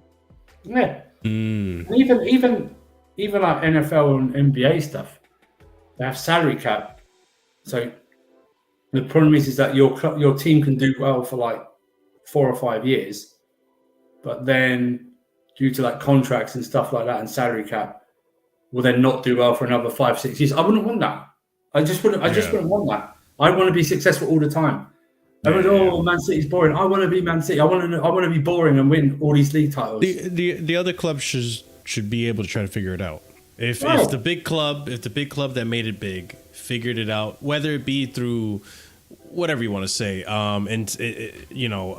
privilege or whatever, I think, and that's the one thing I like about the American sports. There's a way to make it fair, in a sense, with drafts and all that stuff. But I would say there's always that one team that makes it happen, and once they make it happen, they have a tendency to repeat themselves. Plus, Chelsea should have been given some type of special, even more than they were given. Probably, I don't know if they were given that much more. Given dispensation, given the fact that the government sold us, we weren't sold in a normal takeover. That's different. Yeah, exactly. And also, I think there should be rules about when people take over that they should be given more dispensation as well, because they're putting their own money in it and sorting it out. But it's a shame. Listen, it's good in one way, but it's a shame. Yeah. The guys who bought Newcastle, Saudi should have been allowed to spend what they want for the first couple of years. Yeah. Then go into it. But I agree, because it's like an example. I think off the top of my head, I could think of like if Leicester City, when Leicester City won the Premier League, they probably should have been able to spend what they needed to spend to continue that run, that consistency, and continue to be at the top of the game. Because winning the Premier League gets you a lot of funds, but because of the restrictions by the PSR and all that stuff, you're only allowed to spend so much of those funds. Right. So, and you're only allowed to put in so much of your own funds as well. We took their best player. They won the league, and we took their best player. Yeah, and when does that happen? When does that happen? Ever? Yeah. That shouldn't happen. You in the league, I shouldn't. You in the league, I shouldn't be able to take your best player. That's madness. I know it's a buyout clause. And even if we do, they should be allowed to spend whatever they feel is necessary to spend to replace that player. Everyone loves Leverkusen this season, right? Oh, they're gonna get stripped. Oh, they're gonna get stripped. Remember that Monaco side that Mbappe was in? That summer they won the league. Everyone left apart from Fabinho. I think he's the only one. Everyone else that, unfortunately, we got Bakayoko. So, but everyone left that season. Everyone left. That's the problem. It's like because Monaco weren't gonna go out and spend because they just couldn't. Yeah. It's just hate. It's just like that's not what sport is. And you want to say, sport shouldn't. Money's ruined sport. Money's made sport much better. I don't want to say. I like the fact that as a youth, I was watching Man United win the league all the time. I didn't like that. True. Yeah. Arsenal came in for a couple of seasons, then we came in and stuff like that. I mean, Man City, that's the problem. Man City are dominating now, and the rest are just like resting on their laurels. And I believe part of that is what they're spending. Because the rest of us, I'll tell you why we're in trouble and a lot of us are in trouble. Don't let it out because we spent our money on shit. That's why. Well, we spent it on shit. That's what I was saying. I mean, you're not wrong. But I think I would make the argument that because of the money that was put into the sport, the Premier League, rather than when I started watching the Premier League, it being a league of just Arsenal, Man United, and Chelsea, now we're talking about a much more competitive league. We're talking United, City, Arsenal, Spurs, Chelsea, Aston Villa. Listen, as much as I it's bittersweet to mention these names have put money into the sport. They challenge, and now we have I would argue, I know City win it each year, but it's still exciting because there is still the chance. If City had a shitter manager, doesn't matter how much money they put into it, they're just as competitive as us, and they're not winning nearly as much. They just happen to buy the best manager in the world. So, Agreed. Yeah. But speaking of money, we should talk about some sponsorships. Not the channel, unfortunately. The channel's not sponsored. But we're not getting one the Air day. Jordan sponsorship. Yeah, one day. One day we'll be sponsored by Infinite Athlete or what the fuck is that one company that people love? Go Fresh or Fresh, whatever the. I can't remember the name of the company. I bottled my own joke. Oh well. Anyways, so Chery, Chinese automaker. Chery International, Chery Automobile Co., is in talks with Chelsea over sleeve sponsorship for next season. The club expects to sign a deal worth £15 million per year. There is a possibility that Infinite Athlete will remain on the front of the match jersey if talks with other companies fails. Chelsea is currently negotiating with over 10 companies from around the world. And then lastly here, sources say that Chelsea has missed a deadline for kit manufacturer Nike to include a new brand on the shirt due to no front of shirt sponsor yet for next season. I don't really care. I could care less about the front of the shirt. Get it whenever. They make kits without the shirt sponsor. How can there be a deadline? We started the season without. Yeah, that's bullshit. There's no deadline. That's what I said. Yeah. And also, there are 10 companies. Martin Ziegler, you've been found out. Let me just tell you about the 10 companies, right? It's like when the guys get together and say how many women they slept with. You divide it by 2 and then take away 3. So it's probably about 2 companies that we're talking about. Also, I think the deadline is for you know how the initial when in May they sell next season's shirts. I think it's the initial month or 2, because I know for Infinite Athlete, for example, you could have it without the thing for at least the first 2 months, and then after that they provided it with sponsorship. So I think it might be similar to that, basically, like last year. Yeah. And then I feel like the other thing is with the Chinese sponsorship, because I don't trust this UK government. I don't want it. I don't want these bastards to tell us, oh, you're with the this Chinese company, they're all related to the Communist Party, and the so Communist Party. We had the thing with Paramount Plus. Investigate you guys extra. Yeah. For any bullshit with our club. The Paramount one pisses me off. I remember Paramount Plus because it's like, oh no, because over here Sky or TNT broadcast the things like that. I thought this was a global game. You know what I mean? Stuff like that. Yeah, but Inter Milan could have Paramount. It's not like Paramount's not in UK anyway. Well, exactly, right? So what are they going to do? I don't get it. So what are they going to do if we put Jordan on? Oh no, too many people wear Reebok or something like when a company, when a Sky and TNT are sponsored by Reebok or some shit like that or something. That's weird. I think those stories about Jordan are true, and because we haven't qualified for Europe yet. Yeah. Why there's no deal at this time or announcement, because we haven't actually officially qualified for any European competition. Oh, so you think the owners are kind of waiting it out? Well, I think if you're talking for company, unless the company's Apple, Disney or something like that, or I think you'd wait, right? Jordan, we all know everyone who plays pro clubs. Everyone who plays pro clubs, the highest percentage of people that use their kits are going to put Jordan on the front. Yeah, PSG that had Jordan on the front and stuff like that. I was gonna say, Europe, conference still counts as then for Jordan to come to us for conference, right? I think they said they wanted Europa League. They have a little bit of standards then. Yeah, of course. Yes. Because let's say conference is not real, man. It's. But I hope we go Europa League at least. Listen, the same expectations that our owners have set. If you believe, I believe Ornstein said that Poch has to get Europa League. Yeah, he does. Yeah. I think when it comes to sponsorship, that was the stories that the Jordan deal would only be done, or rumors that Jordan deal would only be done if we finish in a European place. Yeah, and I believe that's what I remember hearing as well. I would say also because I know people are criticizing the fact that we don't have a front of shirt sponsor yet for next season. Honestly, if Poch manages to qualify for Europa League, more people come knocking on your door. Yeah, it attracts more sponsors. So maybe it's a wiser thing to actually wait it out to see who comes knocking on your door, and you miss a deadline. Who gives a fuck? You know what I mean? Okay. Because if the brand is Jordan, then whatever deadline you miss, if it's a financial penalty, you're just going to make it up with that deal anyway.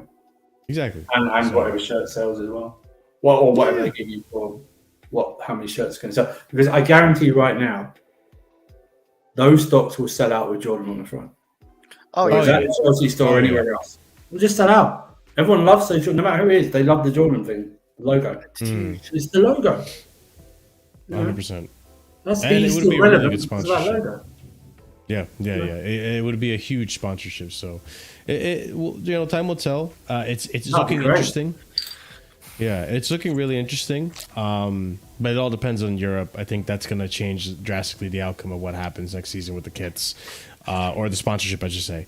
That being said, let's talk about some transfers. Whoever is eating out of a can, that's don't eat out of a can. You should pour it into a plate. I know Tuchel lost. Luckily, it's empty. We don't need to eat out of cans. I know Tuchel lost, but we don't need to be that sad, okay? Treat yourself. This man's so depressed he's eating beans out of a can. No. Anyway, I'm going to go. Go ahead. Of course. Thanks for coming on. Andrew, always welcome. Like and subscribe. See you later. Yes. Big up. Okay, so we got some news on Sam Jewell. Remember this name? The Jewel of London. From Brighton, right? Yes, Oliver, you get the cookie today. Sam Jewell has been given the green light to start his new job at Chelsea. He'll have senior role as part of the multi-club project to select new players. So, if I understand this correctly, his job is going to be recruiting for multiple clubs, not just Chelsea. Does anyone else understand it that way, or did you guys get a different interpretation?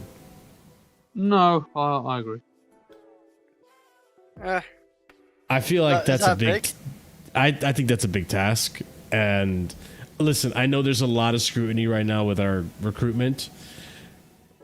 Rightfully so or not. Oh, big up, Igal. Thank you for the redirect.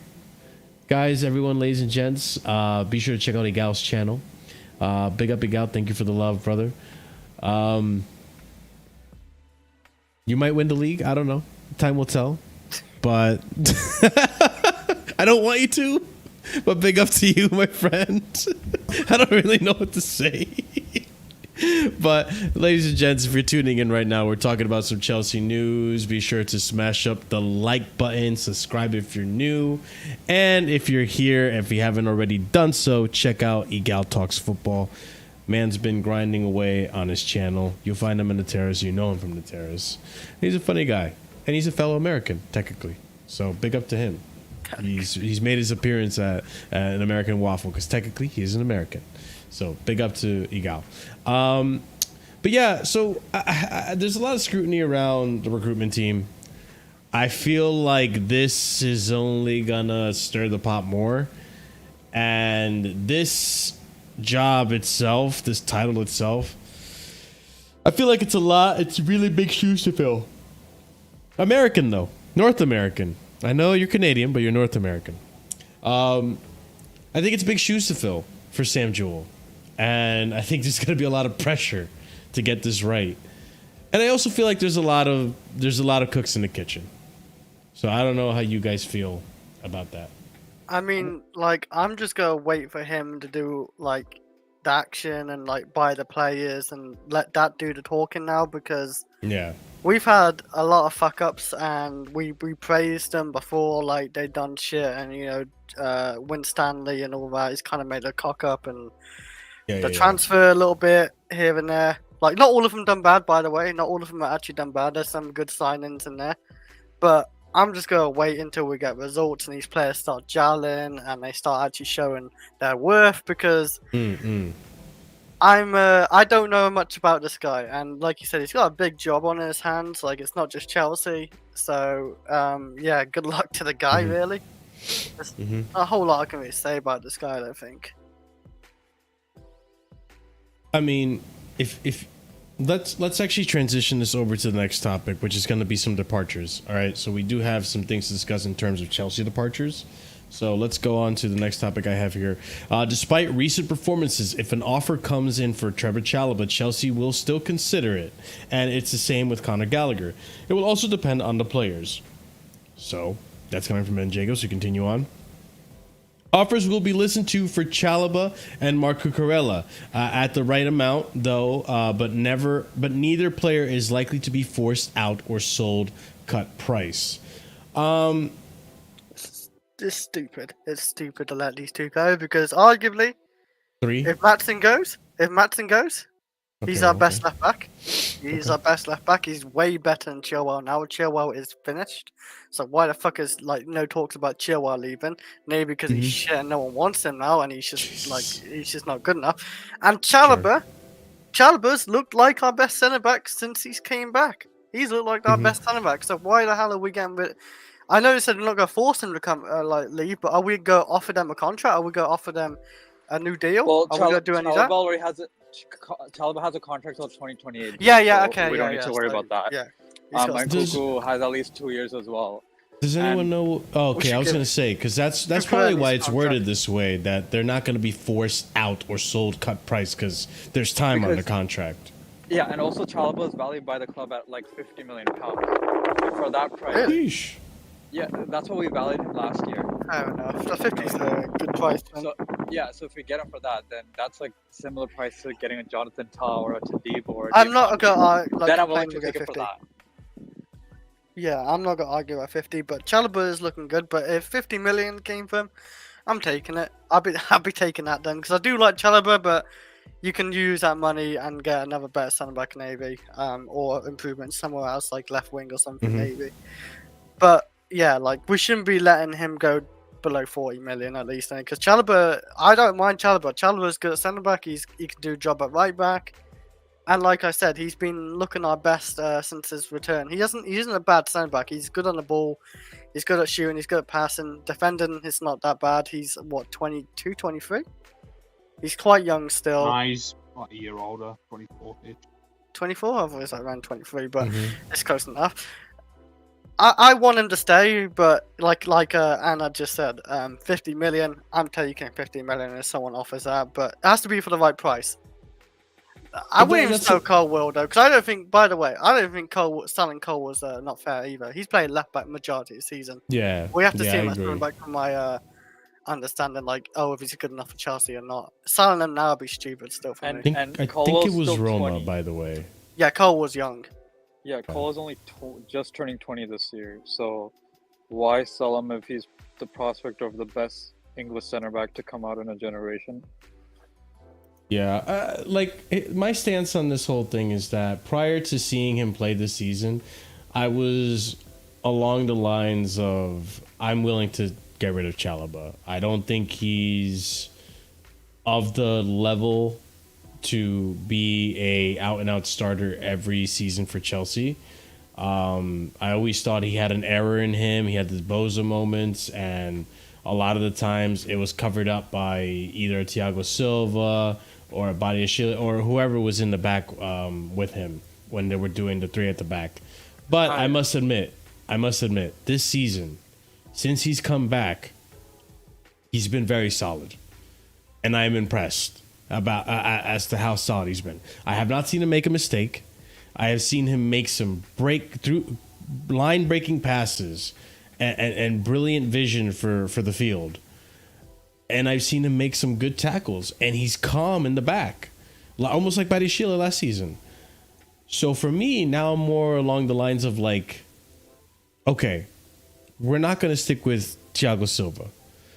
whether or not you wanted him to, now that you see the system that we're playing, and if we had done this from the beginning, maybe Thiago Silva could have had another season here. Whatever you believe, that's what you believe, right? But I'm of the mindset now that you have a defender, homegrown. You don't have to pay for a new one, where he's able to play right back. He has experience in the midfield. He has experience in center back, and he was, basically taken under the wing of Thiago Silva. And we're seeing the results of it since he's come back from his injury this season. And players that have come back from injury don't usually perform, but he's performed. I think it's worth keeping him. Now, Gallagher is a different conversation. Gallagher is a little bit of a weird one because of the position he's being played in. I think because he's being played as a 10, we're looking at him differently and thinking he's not good enough. And to be fair, for a number 10, I don't think he's good enough. However, I think he's been effective in a lot of games this season. I think he's drastically improved from last season. I will still take money for him, though. And if Poch is here next season, maybe you can make the argument that maybe he should stay because it's Poch's player. That's for Cucurella, hands down, keep him, obviously. There's other players we can sell. I don't know why we're constantly linked with these players, other than the fact that, and maybe this is a journalist agenda. Maybe it's journalists trying to push this narrative of pure profit. So, I mean, I don't know, you guys. What are your thoughts on that?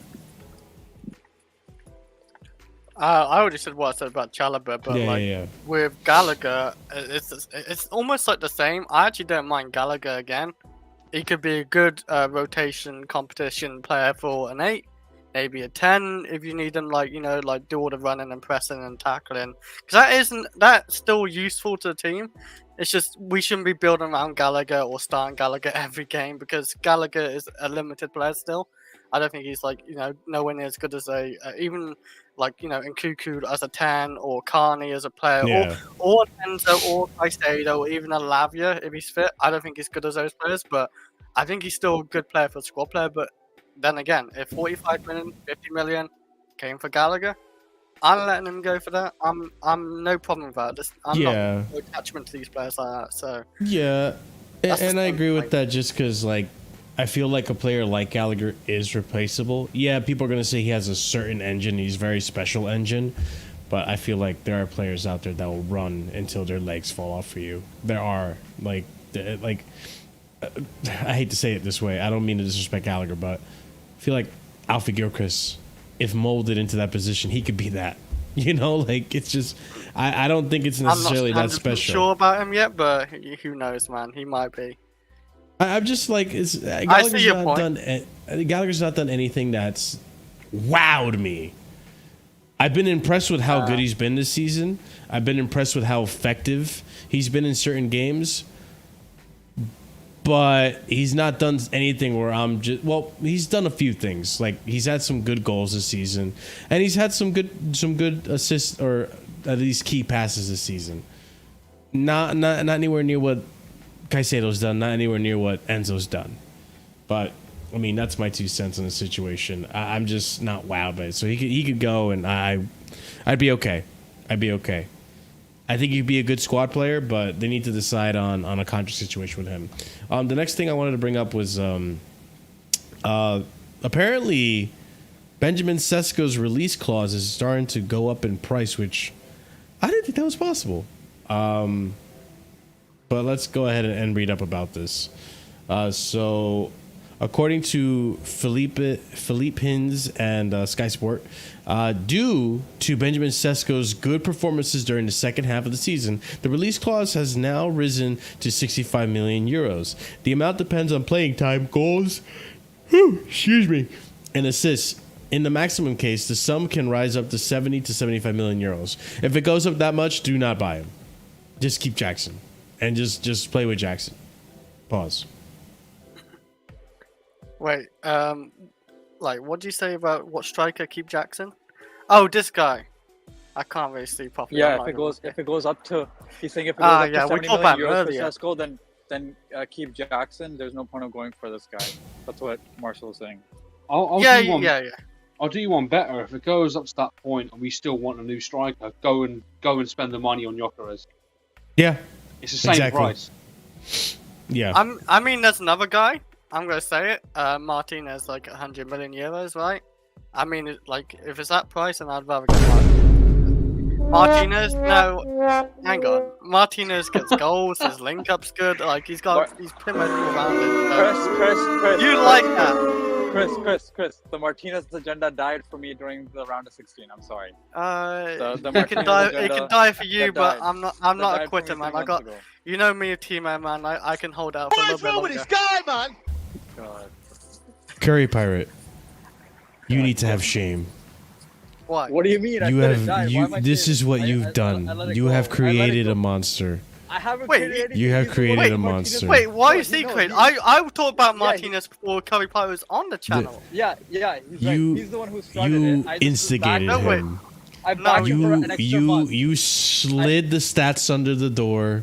You gassed him up on Martinez. We're gonna correct this situation. And Will, if you're in the chat, you can hold that too, because now look at what you've done. You have strayed poor, innocent, naive Chris into believing this fraud of a striker is good enough for Chelsea. Are we gonna do this? I'm the one who said he literally has 20+ goals a season, and you said no, he hasn't, and then we had to go back to it, and he's done play 4 seasons. I'm the one who said that to you.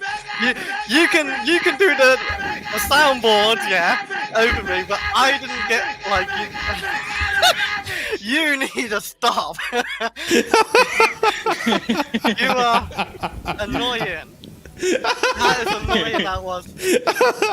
I rated Martinez before Will. Will was not rating Martinez before me. Will, like, went on a whole new level with him, but I actually did rate Martinez as a player because he can do it all. I liked him. But Chris, I just had more of a backup, so it got stronger. Chris, I don't need another striker who can perform in big games. I already have Jackson in that right now, and he's 22. So I don't need. I think that's entirely true. I don't need an older version of Jackson that's like 28 now or 27, who still can perform in big games. So I'll keep the guy who still has a chance of performing. So I don't want to waste 100 million euros on that. At least Jackson knows when to let the haircut go.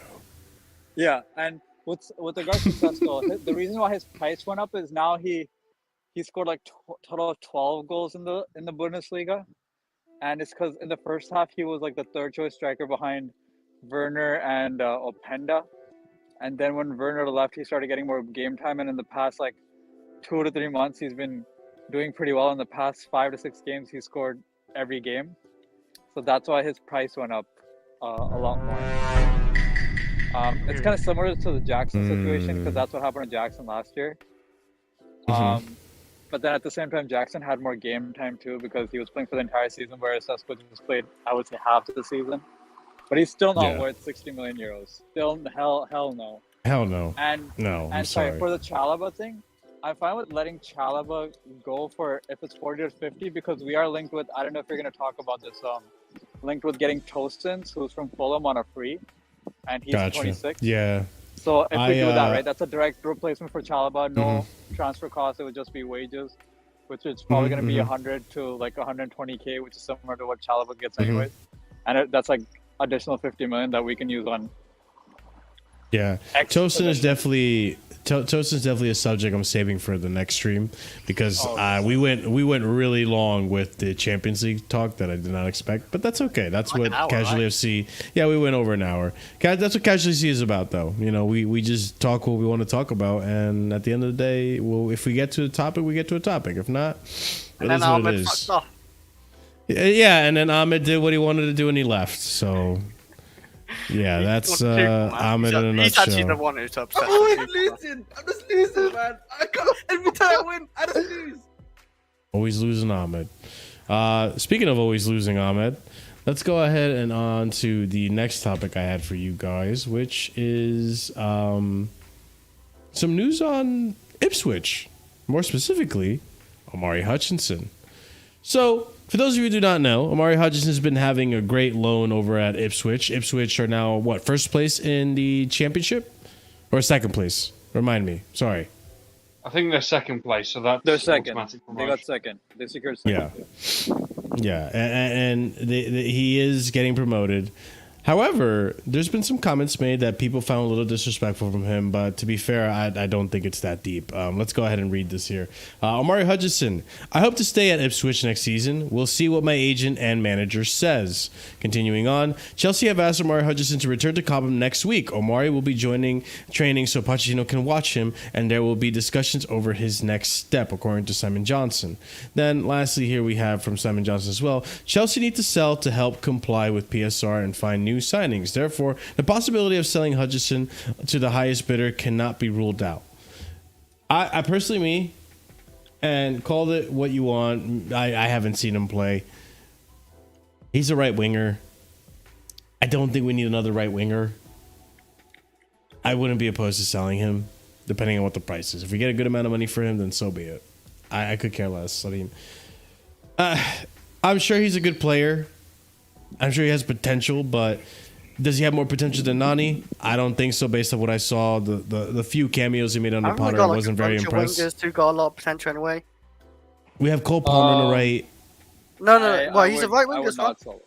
He's a right winger who he can play in any of the front three, because even in Ipswich he's played a bit on the left wing, but he's primarily played on the right and in the middle. It's not a very high bar. But he can play on the left as well. Yeah. He actually, I feel like, has more potential than Madueke. So I really hope we don't sell him and we just keep him on loan for Ipswich for another season. And if he continues to progress, then great. We have a challenge for a right wing spot, depth-wise or the middle area.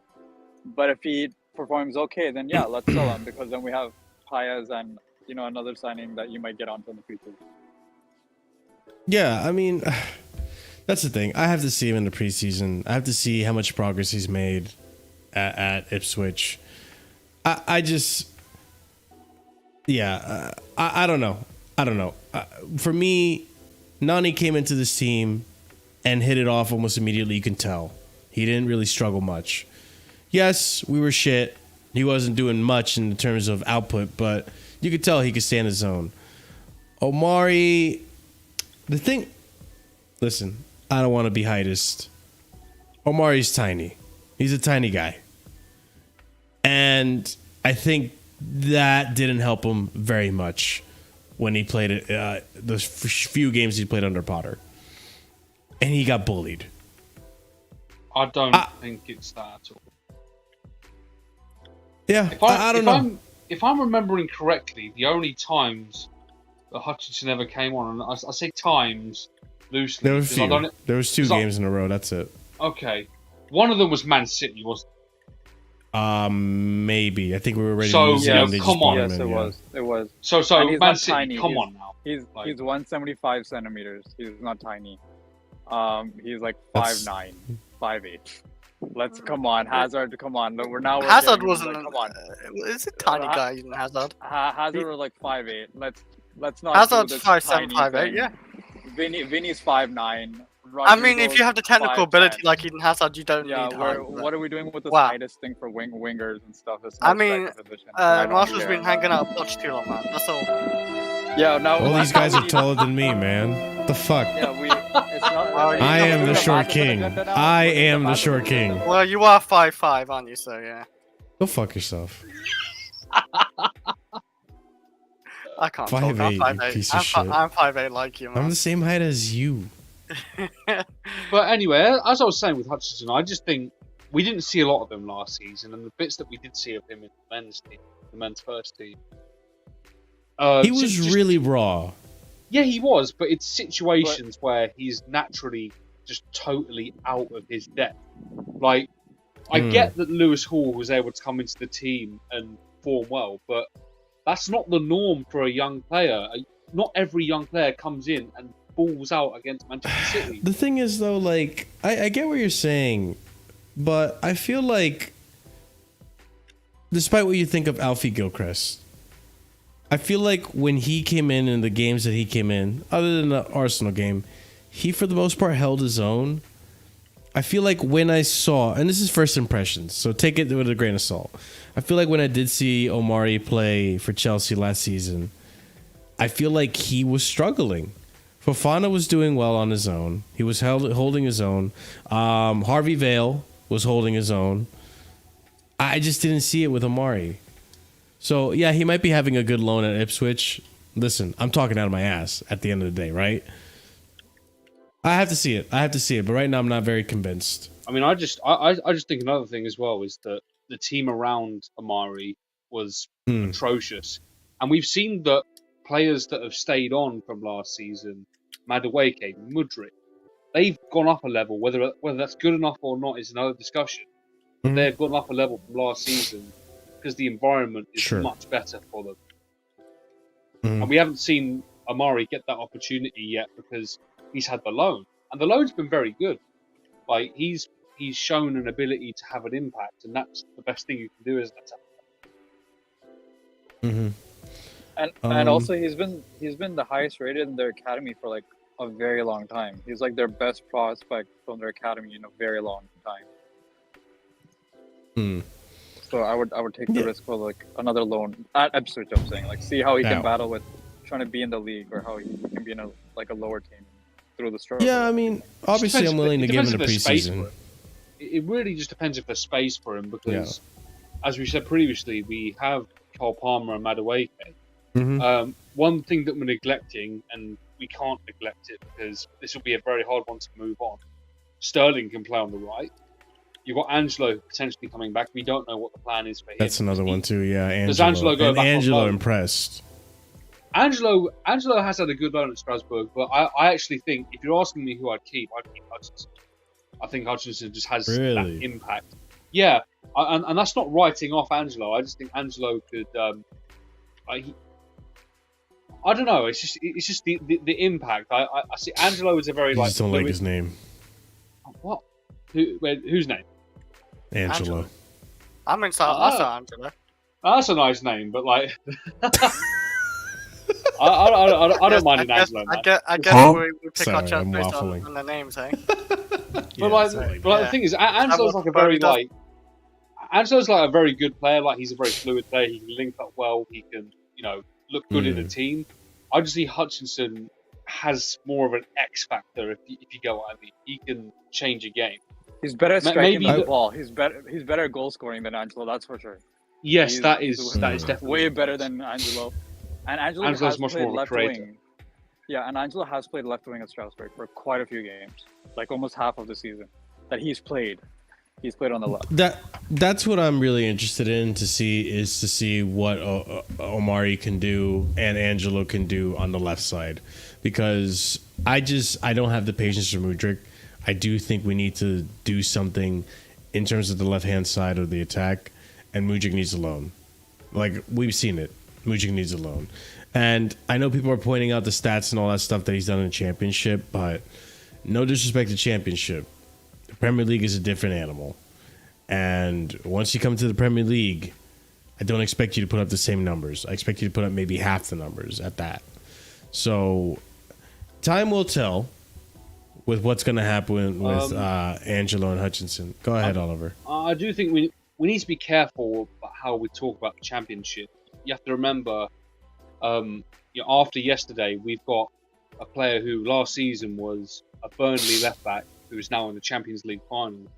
We also have Adam Wharton, who we played when we played Blackburn in the Cup. Mm-hmm. Blackburn are a Championship team. He's now gone to Crystal Palace and looks like one of the best young midfielders in the Premier League. So if you can find the right talents, then and Gyökeres too, who was one of the Gyökeres too. Yes, he's on the one of the best European stage. Is now like one of the best strikers in all of Europe. So yeah. So we just need to be there, careful Watkins about. is from there. So Yes. We just need to be careful about generalizing the Championship. I get that it's a level below, but there are gems there, and that's just a message to the whole fan base. I get that. I get that, but wouldn't you guys say that all those players you just mentioned, yes, they may have come from the Championship, but they didn't immediately come from the Championship and then start kicking off in the next team. Like, what I'm trying to say is that Championship stats don't immediately translate to Premier League stats next season. So people saying that Omari has a conversion rate of 22%. Okay. Next season, I guarantee you, it's not going to be 22. It's going to be a lot less, depending on what team he plays for. It doesn't even matter what team he plays for, because that's all a ratio. It's all a percentage, right? It's for me. It's not going to automatically translate, is what I'm trying to get. But to. Marshall, it has for Gyökeres. Gyökeres went from like he has 30 goals or 40 goals and 50 goal involvements in all competitions. But this isn't. But this isn't. Was he in Coventry last year? Yes, literally last year. Yeah. And Maatsen went from Burnley to us not giving him a chance to being in the Champions League final, and that was Burnley last year. Yeah, that's the thing. He's gone straight into Dortmund effectively straight from Burnley because we didn't do anything with him. Anything with So them. he's gone straight from Burnley to a Champions League final.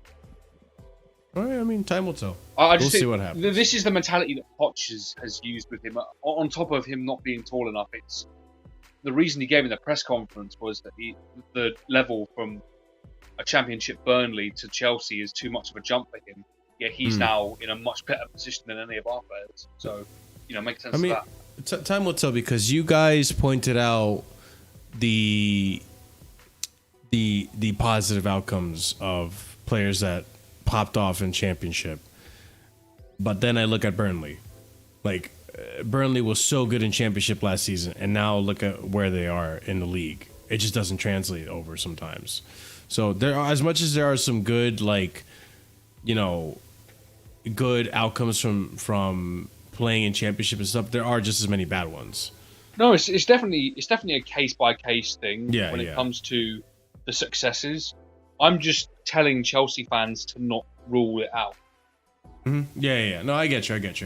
So, I mean, time will tell. I am excited to see what kind of team we build next season, despite I know, the criticism on the ownership and all that stuff, but time will tell. But speaking of next season, actually, and building a team, let's actually move on to the next topic, which is I'm happy to hear that we're actually talking about this guy again. Osimhen for Lukaku, apparently. Wow. All right, well, let's see what this is all about. What's this commotion about? Can you put that soundbite again? Because this truly is a wow moment. I was so fucking shocked to hear this. Thank you.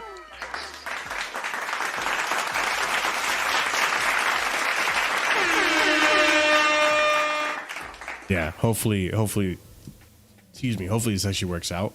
But let's read up on it. All right, let's see what's going on with this. So there's a few little bits of rumors, some contradict itself and all this and that, but let's see what we got here. So my understanding is that Napoli still wants the release clause for Victor Osimhen.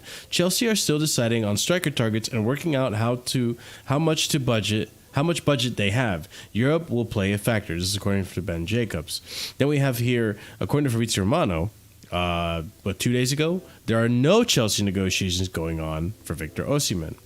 That's a little sad, I'm not gonna lie, but it is what it is. Let's continue on, because maybe this changes. So apparently, according to Fabrizio Romano here, Chelsea are open to selling Romelu Lukaku in the summer for the value of exit clause negotiated last summer, £38 million. Clause part of private agreement with Lukaku's agent and open to any club, not only AS Roma.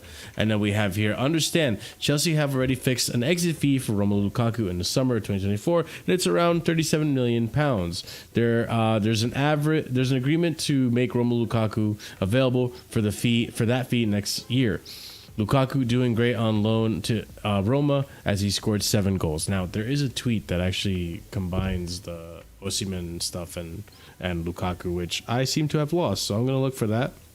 But what do you guys think of the initial deal that was out there of, I think it was POIS that had it, of 90 mil Lukaku and a youngster for Osimhen? 90? No. It's 90 million euros. It's 90 million euros. Yeah. So it's like 75 to 80 million pounds? About 80 million, yeah. 80 million. So it's basically kind of the transfer value, because his release clause is about 120 to 130 million euros. And then Lukaku's valued at about 40 million euros to 35 million euros. So if you add the 90 plus the 35 of Lukaku, you basically get his release clause value. So that's what they're kind of doing it as. I mean, you can look at it this way, right, as well. You get rid of Lukaku on his wages, 300 plus K a week. We finally get rid of Lukaku, what we wanted. Lukaku's value is pretty much down in the mud. I don't even know anyone who will still pay 30 million plus for Lukaku because they know he's not wanted by Chelsea. They know he doesn't want Chelsea. They can just loan him maybe because we want to get rid of him, however, so we can get rid of him this way.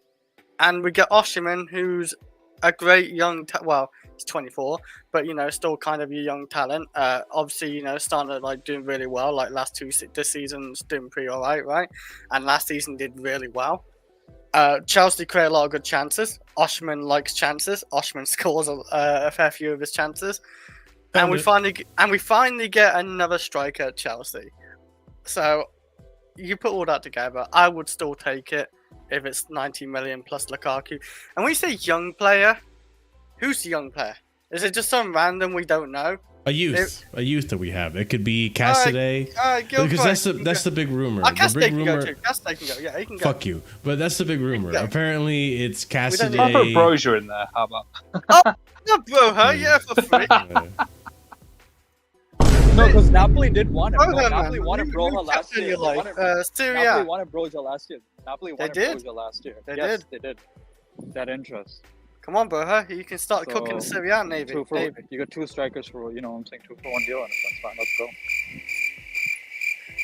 This is hard for you, Marshall, I guess. This is hard for you. No, I'm just joking. I wouldn't mind getting rid of Brozier, but Cassidy, I do want to keep Cassidy. I want to see his potential. I would, happily say thank you for your services. Your 10 minutes here now. Marshall, I agree with you. I want to see his potential. I want to see his potential too at Napoli if we get Osimhen. So I do want to see. Hey, Sarcasm City, thank you for the raid. I appreciate it. Did you say you want to see his potential at Napoli? Yes, yeah, of course. I hate you. I hate the fact that you slid that in while I wasn't paying attention, and you thought you got away with it, but I caught on to what you said there. I mean, Cassidy, crazy. He's not better than I don't think he's better than Khan and Chukwuemeka. I don't think he's better than Santos. I don't think he's better than Lavia if he's fit. He's not better than Caicedo. He's not better than. He's young. Yeah, I get he's young, Marshall. But let the kid grow up. Marshall, you can't have him all working down your basement. You can't have him all working down your basement. You gotta let some go. Wait, what? What? Apparently, according to Chris, I own a sweatshop.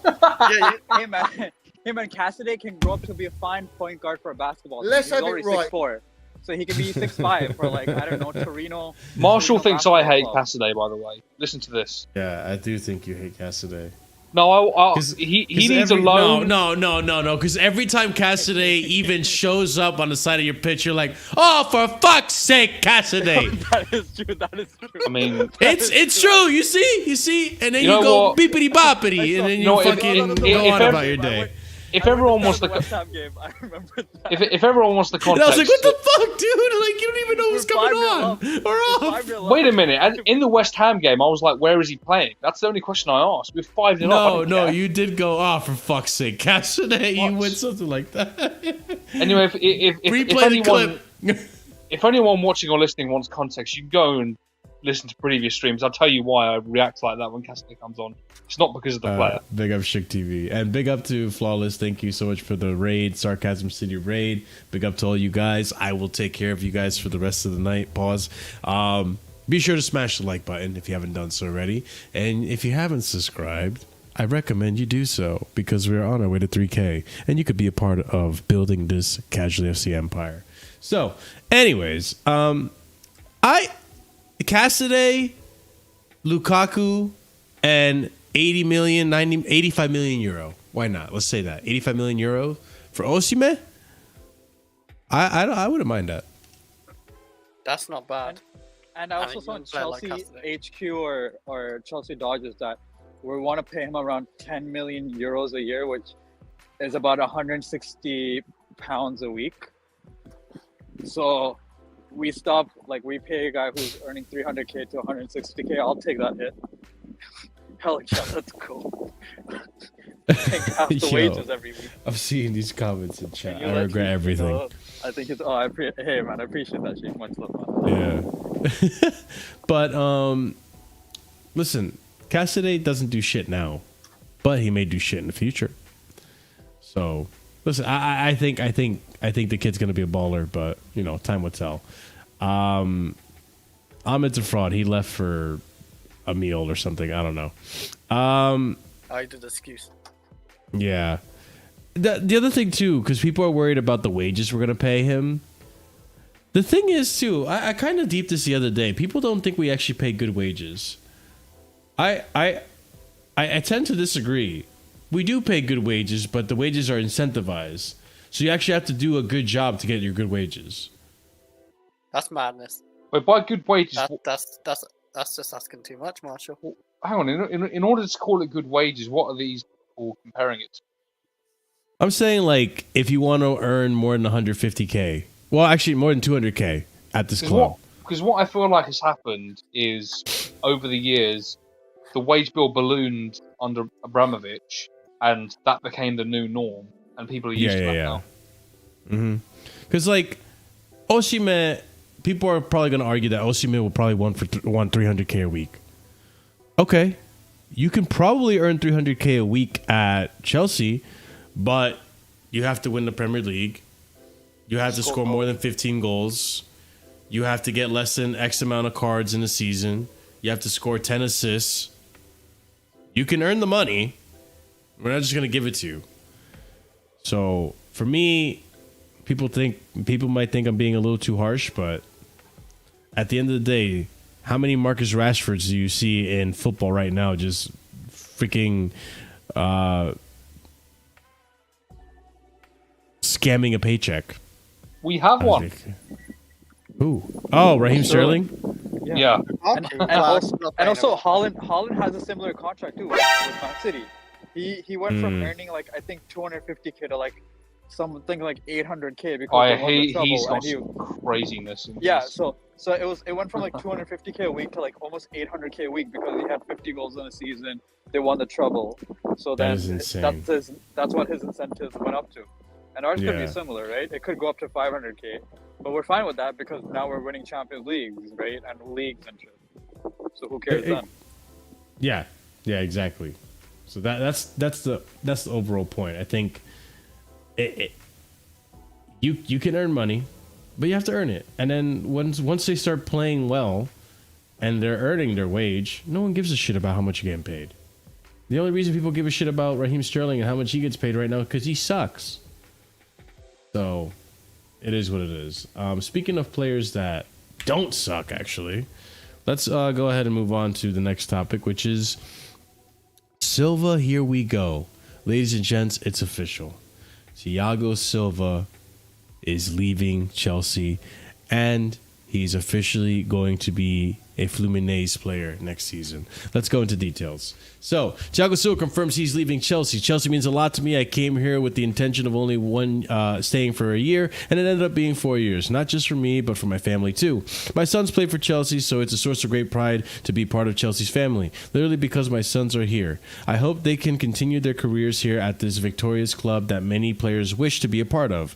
I think in everything I did here over the 4 years, I always give my all. But unfortunately, everything has a start, a middle, and an end. That doesn't mean that it is definitive end. I hope to leave the door open so that in the near future I can return, albeit in another role here. But it's an incredible love. I can only say thank you.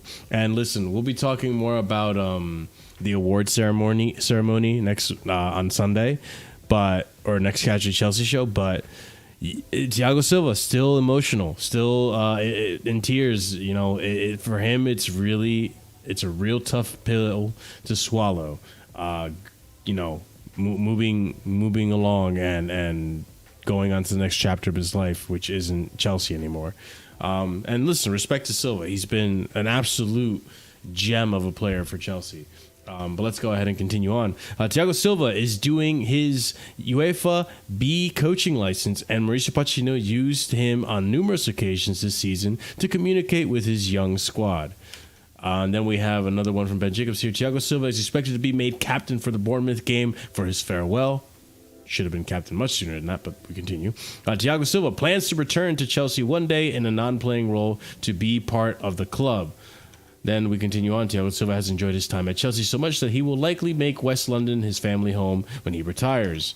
And then we have here Fabrizio Romano himself, the tap-in merchant, reporting, breaking, Fluminense are set to sign Thiago Silva as free agent, verbal agreement in place between parties. Contracts are being prepared and plan is to get it signed in the next weeks. Deal will be valid until June 2026 as Gig Globo reported. Here we go, coming soon. Thiago Silva Fluminense until June 2026. He's back home. 15 years after leaving to join AC Milan, then PSG, then Chelsea, Thiago returns where his fantastic journey started in 1998. Thiago Silva had wanted a contract extension in West London, but after prolonged negotiations, his kids will remain with the Chelsea Academy and he will head back to Brazil, according to Rahman Osman. And then lastly here, Chelsea fans are preparing to honor Thiago Silva. I'm told the fan-funded banner will be displayed at the Shed End in the final game against Bournemouth next weekend. Listen, it's beautiful. This is what I want to see. But yeah, I mean, it's done. He's going to Fluminense. And I don't have to I don't have to hear any waffle from previous panelists on Thiago Silva. But I guess because for anyone who wasn't here for the call-in show on Thiago Silva, we did discuss this a little bit. But yeah, man, the guy's had a great legacy in general in football and at Chelsea, I would say. But I mean, anyone want to add any 2 cents to this situation? How do you feel about, you know, him not being here next season? Do you think it's the right move? Thiago, yes, I guess it is the right move because he's like turning 40, but that's only if we keep all our centre backs like Chalobah and all that. Unless we just buy a new one, I don't think Thiago's completely lost it. To be honest, I think Poch's whole system's made all our centre backs look quite bad this season until later on, really. And Thiago Silva is actually part of that back four where we've looked solid with Chalobah and whoever's at right back, like Gilchrist or even Chalobah and Disasi. He's looked good lately anyway, but it's time to move on, I guess. Like, I wouldn't mind keeping Thiago for another season, by the way, as like, you know, rotation. I think Thiago could be fantastic for rotation, but it's up to what he wants as well, and the club wants. I guess it is time to move on. He's getting to that age, isn't he? So one of them. Yeah, 100%. Can't keep him forever, man. Sadly. Chris, why when you talk about him, it's almost like you make him seem like a horse you have to take in the back of the barn. I mean, you gotta do what you gotta do, man. Okay, Oliver, do you have any thoughts you want to share on Thiago Silva, or have you made your piece? It would really just be going over things I've said already. Okay. In the we need to take him away from this club because our managers will run him into the ground, use him as a crutch. That's not fair on the players around him. That's not fair on him. So at the end of the day, it's the right time. He's done 4 years here. That's more than enough. You know, he's definitely had a lengthy stay, especially given his late age. I'm surprised that Fluminense have given him a 2-year contract. Actually, that's what the maths turns out to be there till 2026. It's a 2-year contract. Maybe they see it as less of a risk than the Premier League clubs do because it's maybe a lower level. Who knows? But like at the end of the day, you know, that's his club. You know, he left there in 1998, so you know he was there when he was pretty young. So that's important for him. So it's good to see and to come back in a different role, in a non-playing role in the future, whether that be, I don't know, maybe he could be some sort of South American ambassador, or maybe even coaching. That'd just be great because he can offer something in both capacities. Yeah, I'm actually trying to find a tweet that Fluminense actually sent out thanking Chelsea. It was actually a really classy tweet. I'm trying to see where it is. Give me 1 second, ladies and gents. I do want to give it its respects. I think it's very awesome that they did that. Okay, I'm probably not gonna find it. It is what it is. But yeah, no, I think it was really classy of Fluminense to thank Chelsea for, you know, taking care of him, and I he's believe still blue and all that stuff. I believe I read as well. There's also been talks between the clubs of organising friendlies. Oh yeah, that'd be great. So that'd be fantastic. That's both home and away, by the way. Chelsea would go to Fluminense, wherever their stadium is. I think it's in Rio. So Chelsea would go to Rio and play a friendly, and then Fluminense would come to London. Yeah. Time will tell. I really do hope he gets a coaching position at the club. I think he can do really well as a leadership figure in the coaching I've got a question aspect about that, of it. I feel like you have to speak English, right? No, not fluently. Not fluent, I guess not. No. Here's the question I've got: If Poch has been using him to communicate to the squad, then why wasn't he captain?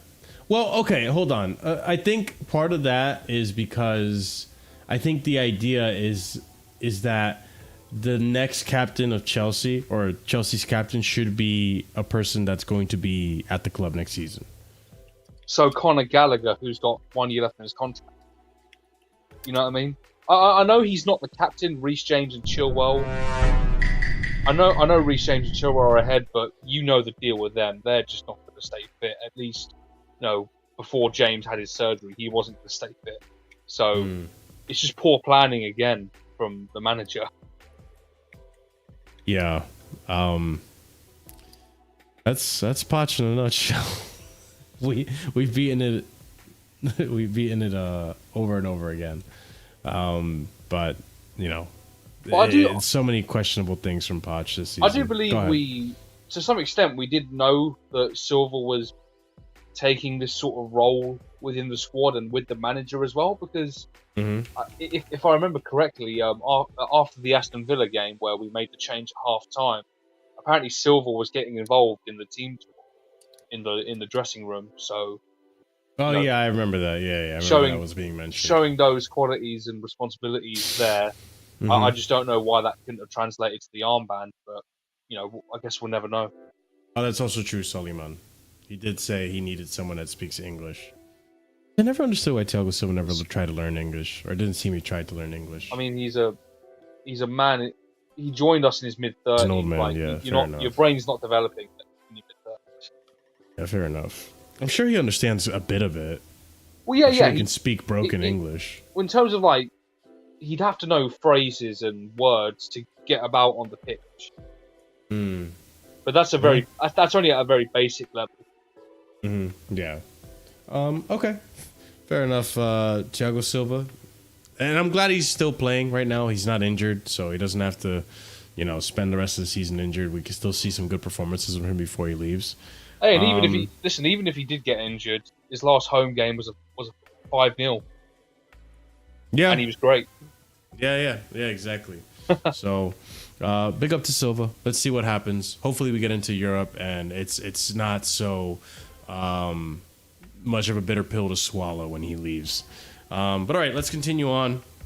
We have a few more topics left, ladies and gents. But as always, please be sure to smash up the like button. 92 of you guys watching, just a little over that. Let's try to get to 75 likes. How about that? We're going to set a goal for you guys. If we can get to 75 likes, I'll appreciate you so much. But go ahead and smash those likes and subscribe. But let's talk about something that all of us love to talk about. And I think this is the nail in the coffin, ladies and gents. It's done. The dream is over. He's going to go win a Champions League, and he's going to tell Chelsea to fuck off, and that's Ian Maatsen. Okay, so maybe I'm calling it too soon. Borussia Dortmund want to keep Ian Maatsen at the club beyond this season. Continuing on, Ian Maatsen's father has confirmed the fullback wants to complete a permanent move to Borussia Dortmund this summer, while accusing Chelsea's owners of putting money above the club's interests. Sheesh. Then we continue on here. Bayern Munich see Ian Maatsen as potential replacement for Real Madrid-bound Alphonso Davies. Listen, I think the father coming in and saying that is unnecessary. To be fair, I don't think the plan was to sell Ian Maatsen. Otherwise, that's probably... It's just downright wrong. We were offering him contracts, and Poch didn't supplement that with game time. So why would he sign it? This is Poch's fault. 100%. I agree. And that's the part that annoys me, because if Poch had played him, he probably never even goes on loan. We don't write this contract up about him going. And I think he was hesitant to write the contract, to sign the contract that he was given, because he wasn't getting the playtime he wanted. And yeah, that's true. And for everyone that wants to blame the club for him having the release clause, no, that was Maatsen demanding the release clause in the contract. Yeah, so we would have lost him for free otherwise. Yeah, for me, like, I this is Poch's doing for not playing him, for not talking to him, not having a clear message or a clear plan for the guy. Even though his job was to make a plan for the team, considering this is the team he was going into and why he was hired. So a development plan, at least. Well, you don't have to be here, but this is the first time since the show started that we've actually put any blame on Poch. I mean, he just joined, man. He probably expected we done this a whole 2 hours on Poch. Yeah. I mean, listen, I know we have the memory of a goldfish here, and it's been 2.5 games. Ooh, but no. Well, listen, there's been 8, 9 other months of this season, and it's been terrible. We're allowed to blame the manager. Yeah. I mean, if you're a Chelsea fan and you've seen the shit he's been doing with the players, like playing Cole at left back, Jewell at left wing, Enzo at left wing or left back or 10, and this yada yada, and this training thing, how a lot of players are getting through injuries through this training thing, even the owner's a little bit concerned right now. I'm not saying Poch is the full blame of this whole thing, because I don't rate all of these players. We need a new left winger, we need another striker, we need another left back if Maatsen goes, we need probably another centre back maybe realistically, and another keeper to replace Sanchez, because Sanchez is not good enough. The team isn't perfect, but we do have good players like Cole Palmer. He's a great player. Jackson isn't bad, but we do, like I said, we need backup. We have Nkuku, but he hasn't been here this season. Injuries and stuff like that, but like Poch should be getting Europa League this season. This league this season is dead. Like, United are awful. Look how many injuries they had this season anyway. Like, they've had a ton of injuries. Newcastle's had a lot of injuries. Like, we've seen Aston Villa top 4. This Tottenham team is terrible. It's not even that good, and they're top 5. It's not enough excuses for Poch, man. But the thing is, like, we're talking about Ian Maatsen, right? Yeah. Are you serious? Like, of all the hills to die on to defend Poch, is this really the one you want to die on? Do you really want to put the sale of Ian Maatsen strictly on the owners, as if they weren't trying to give him a contract, as if he wasn't offered a deal in the summer and it was refused by Ian Maatsen, by the way? He didn't want to play for Burnley anymore. Actually, it was Ian, right? He refused it. He wanted to play at Chelsea, and we were trying to negotiate a contract, but he didn't get playtime. And the reason we did accept the bid, the reason was that he hadn't signed the contract yet. Mm-hmm. And by the way, it's to make a fee on him. He's not signing too as well, because what do you want to expect Maatsen to do? Sign a contract where he doesn't get minutes when you see all this left back, all the left backs injured, like Kukureya's not here, Chilwell's not here, and he sees Cole playing there a lot, and clearly it's not working. And Cole at left back. Remember this? Yeah, like I don't blame Maatsen not signing that contract. By the way, this is on Poch not using him. Like, he plays my right wing sometimes, like stuff like that. He's not a right wing. He's not a left wing. He's a left back. It has been previously reported that Ian Maatsen wasn't signing the contract because he wasn't sure about his future at the club. Do you really? What for anyone in the chat? What do you think instills doubt about your future at the club? Playtime? Because if you said playtime, I think you're correct. That's one of the biggest things, that if you aren't getting playtime, you're going to be hesitant about what your future at the club is. You're going to look to move on. And that's what Ian Maatsen did. And that's what Ian Maatsen wants now. Questionable if he really profiling. And if he really wanted, again, if he really wanted... Wait, hold on. That's not the right tweet. If he really wanted to stay at Chelsea, if he really wanted to work out at Chelsea, Ian Maatsen's father confirmed the fullback wants to complete a permanent move to Borussia Dortmund this summer. He wants this move because he's not playing at Chelsea. Not because he doesn't like the owners, not because he doesn't like the contract he just signed. Like, what do you want me to do? I'm just telling you the news, and I'm trying to give you a non-biased opinion on this. Literally, if you were on American Waffle yesterday, you could see me actually defend Poch. So, enough of this. Enough of this. Maybe spent way too much.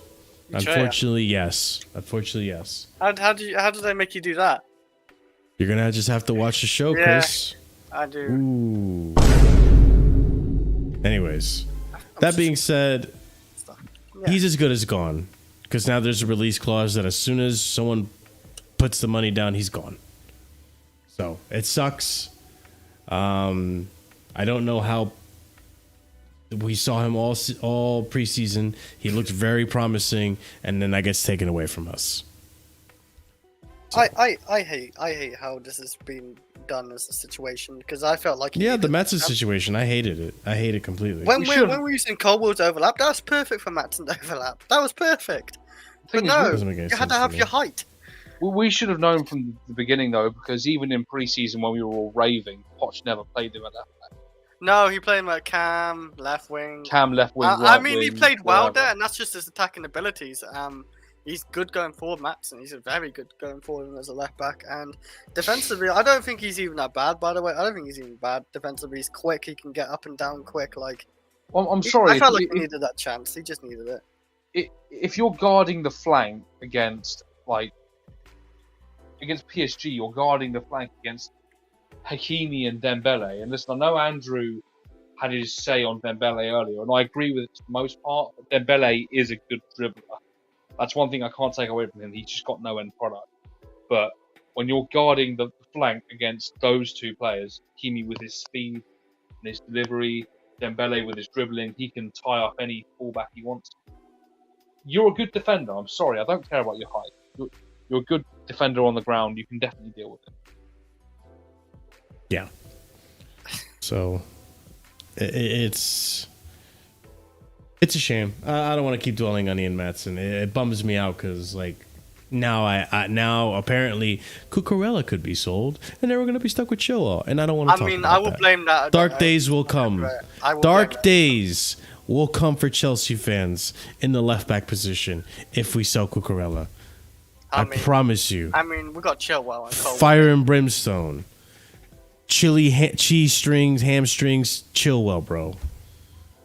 We can have chili con carne Chilwell. We can sign a lot for left back. You know what? Let me not. Let's continue on to the next topic before I kill you in the video game. Boehly comments. So I haven't read these. I don't know what's going on with these. So let's see what this is about, and I'm gonna react just like you guys for the first time. Well, maybe not for you guys. Maybe you guys already read it. I haven't read it yet. So this is react time. Okay, so no, you haven't, Chris. Boehly on the Villa draw. Tottenham and West Ham wins. It was so fluid. It was exactly the way we drew.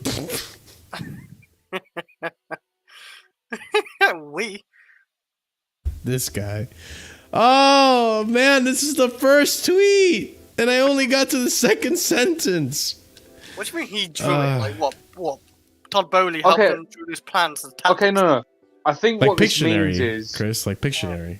Yeah. I think what this means is that when they hired Poch, this is what they wanted to see. What, winning? Looking. I mean, of course, but I mean, he's just mentioned some really great performances there, and that's kind of the thing. Like, we've looked so terrible on the eye for the whole year, and the results have definitely been in line with that too. But now it's all coming together, seemingly at the moment. You're such a piece of shit, Curry. Such a piece of shit. Listen, he's not wrong, but let me continue on because fuck's sake, dude. When we came out of the back, built up and we moved up the pitch, very organized, and the number of shots we had on board. This is coming from The Athletic. Did he do an interview with The Athletic? You probably I don't know where this has come from. I think The Athletic might have quoted him, but I'm not sure. Yeah. On the last 3 games, even the commentary has changed over the last 2.5 games. I've never seen anything change so quickly. Then Boehly commenting here, we have got a global group of players from Argentina to Brazil. Part of the long-range plan will be really to extend the brand as much as possible to build a fan base, because ultimately the larger our fan base grows, the more competitive we'll be able to be, because these salaries caps are based on revenue. Hold on, what? Part of the long-range plan will be to really extend the brand as much as possible to build a fan base, because ultimately, the larger our fan base grows, the more competitive we'll be able to be, because these salary caps are based on revenue. So this is probably in reference to, is this a reference to the new rules I'm not sure. to replace PSR? I don't know, because the problem with the new rules that are set to replace PSR, as far as we're aware, Boehly knows more than likely, because he's actually in the club and he's in the thick of things. We're not. Sure. But, you know, as far as we're aware, with the rules that are meant to be Son of a replacing PSR, Yeah. all that is it's only based on the revenues of the TV revenues of the bottom ranked team in terms of revenue. So that wouldn't be us, so it doesn't really matter. Yeah, that's an interesting way of wording it. So the way I understand it, almost makes it seem like the more fans we have, the more money we can income through merchandise sales and fans coming to the stadium. Like, that's the way I read it, which I guess that's one way to make revenue. I think the best way to make revenue is to be successful. I mean, there are benefits outside of this as well. Like, growing your fan base in South America will get you South American players down the line. Yeah, fair enough. Yeah, they'll be growing up. Well, look at everyone that grew up on Neymar. You know, this is why all the Brazilians like Rafinha, they want to go to Barcelona, because they saw Neymar do it and Dino do it. Yes, it is in relation to that, since for champs, for example, it's 70% of total revenue to spend on transfers, so we need more fans to increase that. Oh. But don't we also increase our revenue by selling players and bigger stadium and all that shit? I mean, that's a part of it. Like, we're just this is trying to maximize it in every possible way, that's good. Yeah, I mean, it's good business thinking in that sense. That's the thing. Like, the one thing I give our owners credit for is that when it comes to business, they do a really good job.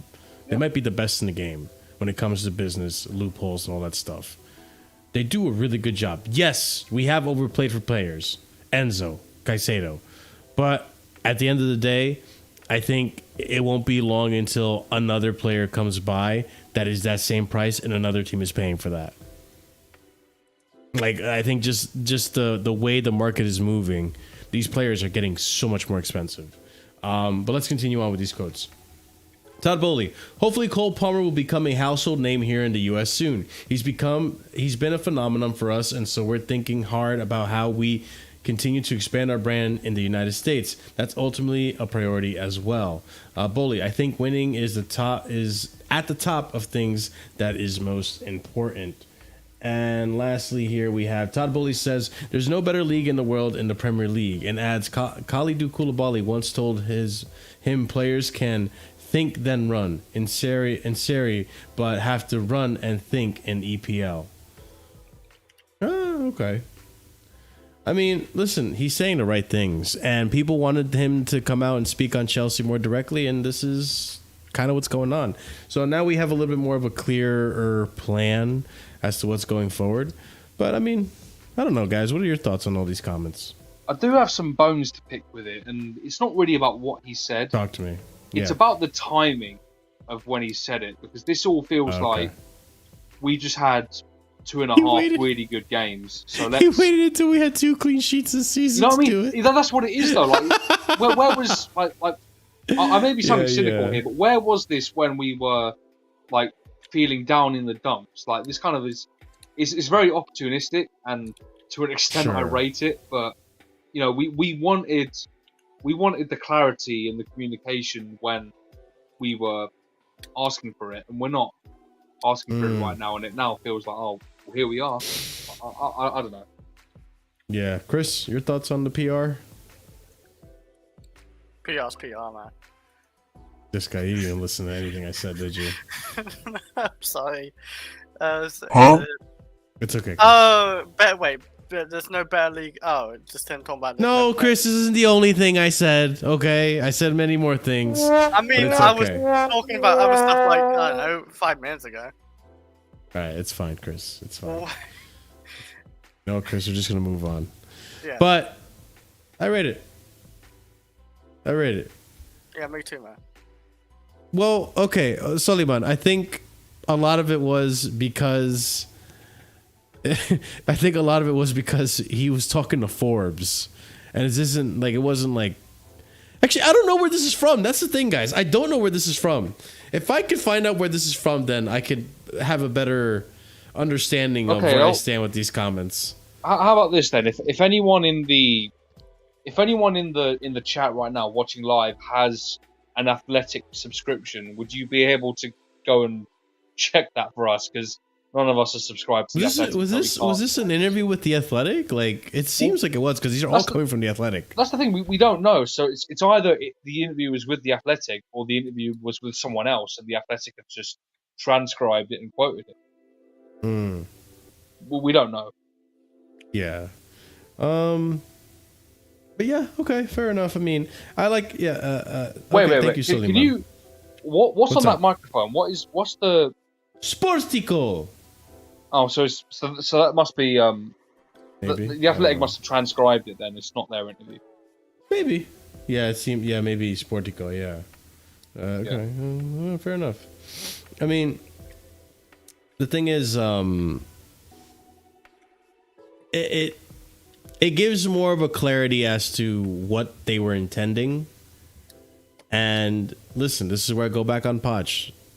If he had done this in the beginning, maybe we would be in a totally different place. He waited until the very end, and now Boehly can comment on, this is what we wanted, this is what we intended. This is what the scouting network sold us that was going to happen. That's the way I look at it. So, I just hope that when we have this, because it's going to happen, the end of season review, we cannot be just cutting off from the Aston Villa half-time and looking forward, because again, we've had 8 months before that to do something, we did nothing. Yeah. So you have to take a holistic stance with this and look at the entire season rather than just the nice bits at the end. Yeah. But all right, let's go on to the final 3 little segments we have left, and I'm sure we can, get right on through this. First little bit I have here is Poch news. So there's a little bit of Poch stuff to discuss. I'm just gonna run through it, and we'll see what we can. Depends what you interpret as positive, Chris. Are you going that way around, are you? A little bit. Okay, let's go ahead and start off with this first tweet here. Oh, Jesus! I thought I shit crashed. Oh my god. Okay. Anyways, Pochettino is happy for the owners, Iqbali and Boehly, and sporting directors Winstanley and Stewart to pop in after a match. The only rule is they are not allowed to deliver any unsolicited speeches to the group without Pochettino's permission. That's coming from Kieran Gill. We continue on. Pochettino, from the beginning of the season, I have said the focus is always to win because we are Chelsea, but I think that created too much pressure. We are going to try to be in Europe. It's going to be good for the team and the players next season, but I cannot describe this season as successful if we don't win a title. The expectation is always to win titles at Chelsea. Circumstances showed that the reality was really tough from day one, but deep inside, players and staff are happy. In the really tough moments, we keep pushing and never give up. These are mostly comments he made after the game last time. Mauricio Pochettino on Chelsea players thinking team first. The assist from Nani Madueke to Jackson showed we have learned that we are smart. After the situation for the penalty against Everton, we received criticism, but a young team needs to make mistakes to improve. Nani made a great assist, and it shows the group it's starting to believe. It is always a process that takes time. It can take 1 month, 6 months, or 1 year to get where we want to be. You fraud. But continue. The team is growing up very fast now. Look at the maturity of Ladimus to be unselfish, and give the assist to Jackson. When this starts to appear, it's a very positive signal. It was tough to arrive here, but everything is moving fast because we have the quality. Well, let's see what happens. We continue on. So then this broke out. Chelsea are demanding Mauricio Pochettino finishes in Europa League, according to David Ornstein on a broadcast. Then we have here Zarkazella saying Chelsea now believe they have momentum as they hunt down rivals Newcastle and United in the race to qualify for either Europa League or Conference League. Benoit Badiashile has stated that Chelsea squad trusts manager Mauricio Pochettino as they build momentum in the race for Europe. Then Fraser Fletcher reporting here, as previously reported, Mauricio Pochettino had asked for a new spine at Chelsea. It's now Europa or bust for the CFC boss. Then Max from the Londoners First podcast had a little bit of a thread here where he discusses a few things going on within the club. So we read here, sources have said the reason why Pochettino has been angry in press conferences is because Eghbali and Boehly both guaranteed him time on multiple occasions after bad results this season. Suddenly, the pressure has been ramped up on Poch, and he has had to think quickly. Pochettino this season has wanted to empower the players and give many of them the freedom to express themselves. Enzo Fernandez quite fancied the idea of playing further forward, but the club are unhappy on how badly the midfield pairing of Caicedo and Enzo has worked. Also, Pochettino argues that he has never had a full team to pick from, thus making any pre-planned tactics at the start of the season hard to implement without some players making the direction of thought different. A lot of waffle there, but we'll come back and address it. Mauricio Pochettino's future will be decided in a meeting between the coaching staff, the club's owners, Boehly and Eghbali, and sporting directors Winstanley and Stewart. His position is vulnerable, and should Chelsea miss out on Europe, Mauricio Pochettino wants Chelsea's extensive injury problems factored into the postseason talks that will determine his future at the club. The Blues boss remains in the dark over his future. And then we have here, in meetings about his future, Mauricio Pochettino is expected to detail how he was aware of potential issues after mapping his players' injury records before taking the Chelsea job. And then lastly, here we have Mauricio Pochettino attempted to rectify the low fitness levels of players not used to the demands of the Premier League and those lacking from chaotic last season through a rigorous preseason fitness program in the U.S., which included a series of grueling running tests, which we know much about. Okay, that was a mouthful. That was a lot. I do want to focus a little bit more on this series of tweets right here, and mostly this part right here. I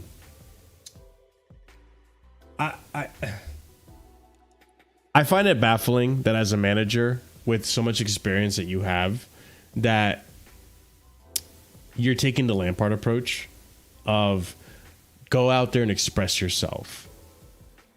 And after loss after loss after loss and bad results, you think it's still a good idea to continue with this. How long did you continue with this notion of express yourself before you decided, oh, let me fix up and actually put up a tactic?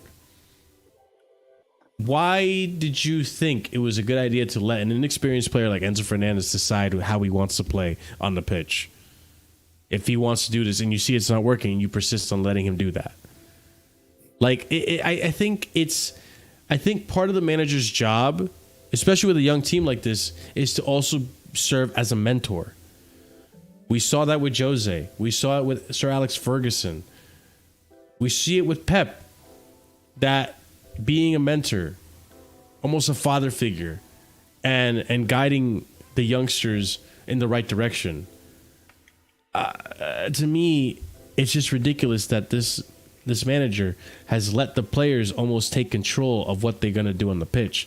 When these players don't know tactics, they know what they're able to do ability-wise and technically, but they don't know how to set up, and play against a low block.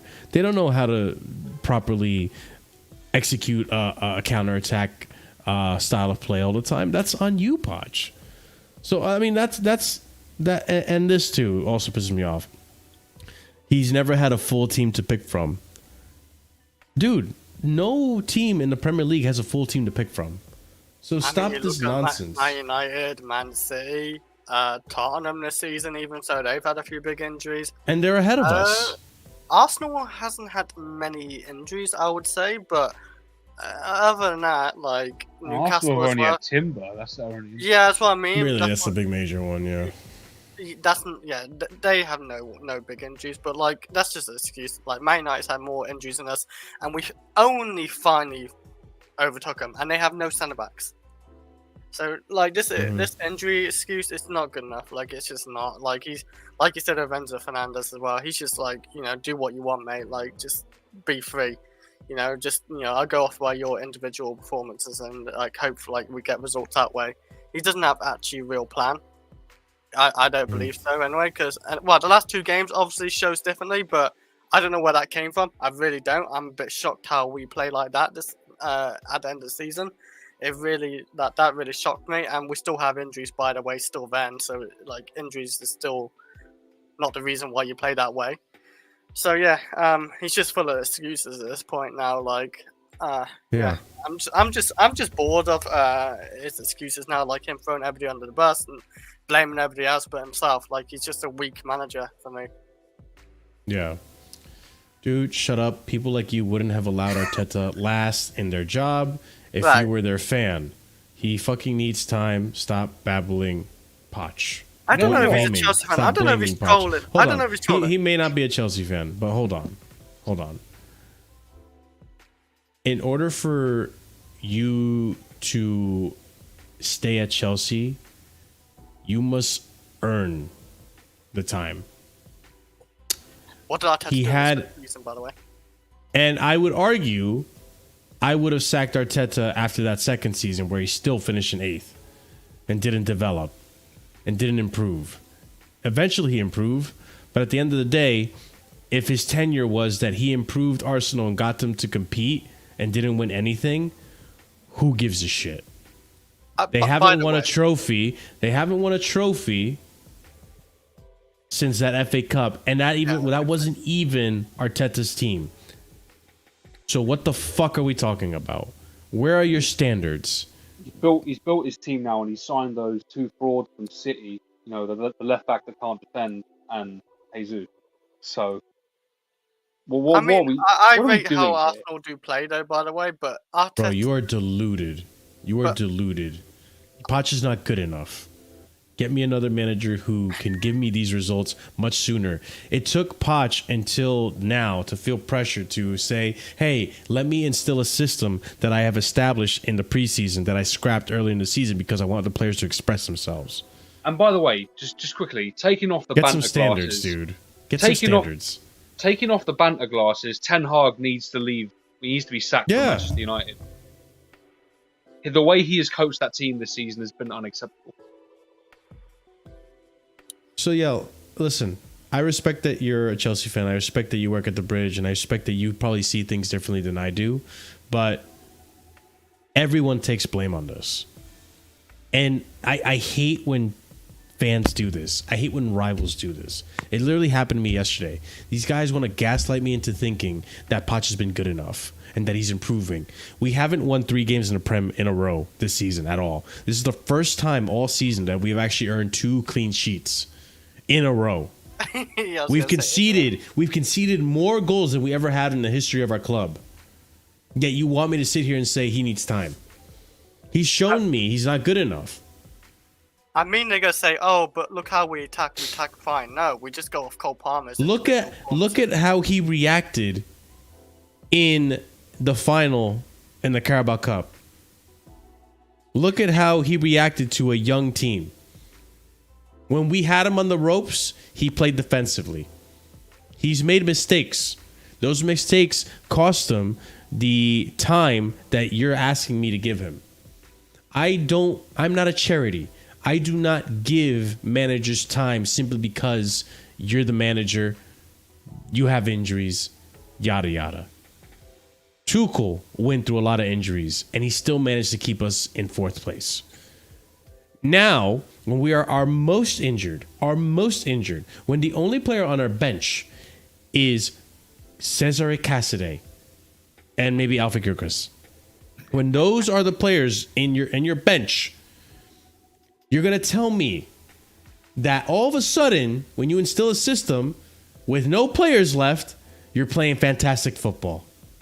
But you couldn't have done it all seasons when you did have Nkunku available at some point, when you did have Carney Chukwuemeka available at some point, when you did have Colwell available at some point, when you did have Badishile available, when you did have Disasi available, when you did have Gusto available, when you did have Ugochukwu available, when you did have Sterling available, when you did... Should I keep going? When you had Broja, when you had Denzel Washington, who you haven't used all season. How many more excuses do I need to give this manager? It's not been good enough. At the end of the day, I'll say this. If he gets into 6th place and we get into Europa, I'll give him next season. But I don't want him to keep being my manager because I don't like the football. And the fact that we got here the way we did, God forbid, if you do this again next season, you are not convincing me or anyone in this fan base that you're good enough to lead this club to anything outside of potentially a European spot, which is not good enough for Chelsea. It's not good enough for Chelsea. I mean, yeah, like you know what? I'll just, I'll do this. Thank you. Will we stay the same excuse next season when, say, for example, Poch still does the same shit like next season, like throws away 30 games and say, oh, he's had injuries here and there, like we haven't had our full team, he hasn't had his first best 11, 8th, this is the standard for Chelsea, we can't expect to get any better than 8th or 10th or whatever it's going to be next season. It is like we need to get a Europa League spot or Champions League spot. Europa League is the bare minimum, by the way. Yeah. Bare minimum. Like, we should be getting Europa League. Mind you, Chris, I didn't expect him to make Champions League. I expected 6th place. Early in the season, I wanted a trophy, or at least challenge for a trophy, which we did. He's met those expectations. And I wanted Europa League, 6th place. But that's all I asked for. The context of that, yes, we compete for a trophy, but we should have beat that team in the final. That no way in hell, that Chelsea team. And you're talking about injuries, by the way. That Liverpool team was not the main team, by the way. That was like the BC team we faced against. So that's no excuse. We should have won that trophy. And that was down to Poch going defensive, like you said. We went too defensive for some reason at the extra time. God knows why. And the way the league's gone, let's go context again. The way the league's gone this season, Man United's been shit. Newcastle's been shit. Obviously, Tottenham ain't been that great. And for crying out loud, Aston Villa are top 4. And let's be real, their team isn't good enough to get top 4, but it's just how shit everyone below is. Like, we just all dropped the ball behind them. Yeah. It's frustrating to watch because now we'll go watch a second season of failure. Do we watch a third season under Poch for failure? And say, it is what it is? And listen, I'm going to be completely transparent, right? If he keeps doing this football, right? If he keeps playing the way we're playing, and he continues this till the end of the season, first of all, let's get 6th place, right? It's likely we can do it. It could be possible. I hope top 5.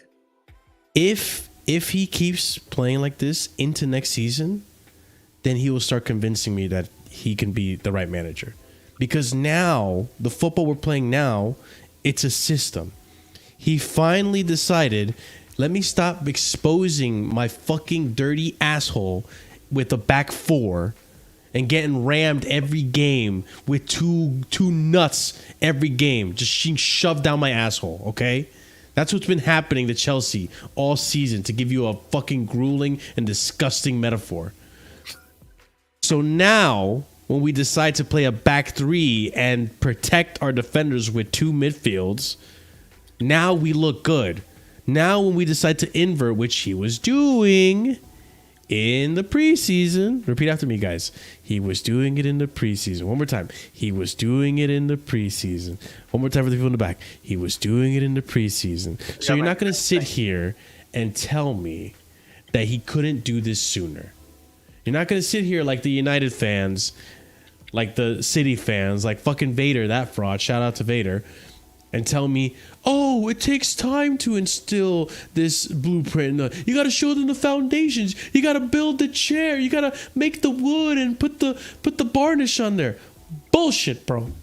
Bullshit.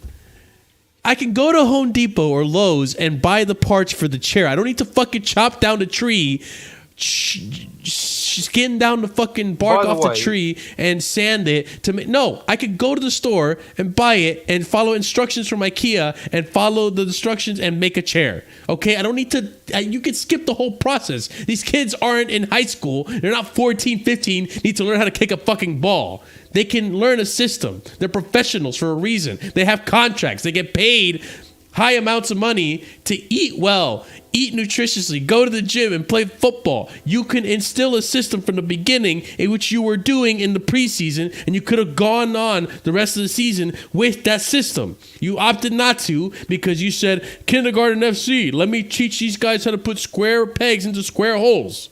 I'm sorry. I lost my mind. Go ahead. I'm sorry.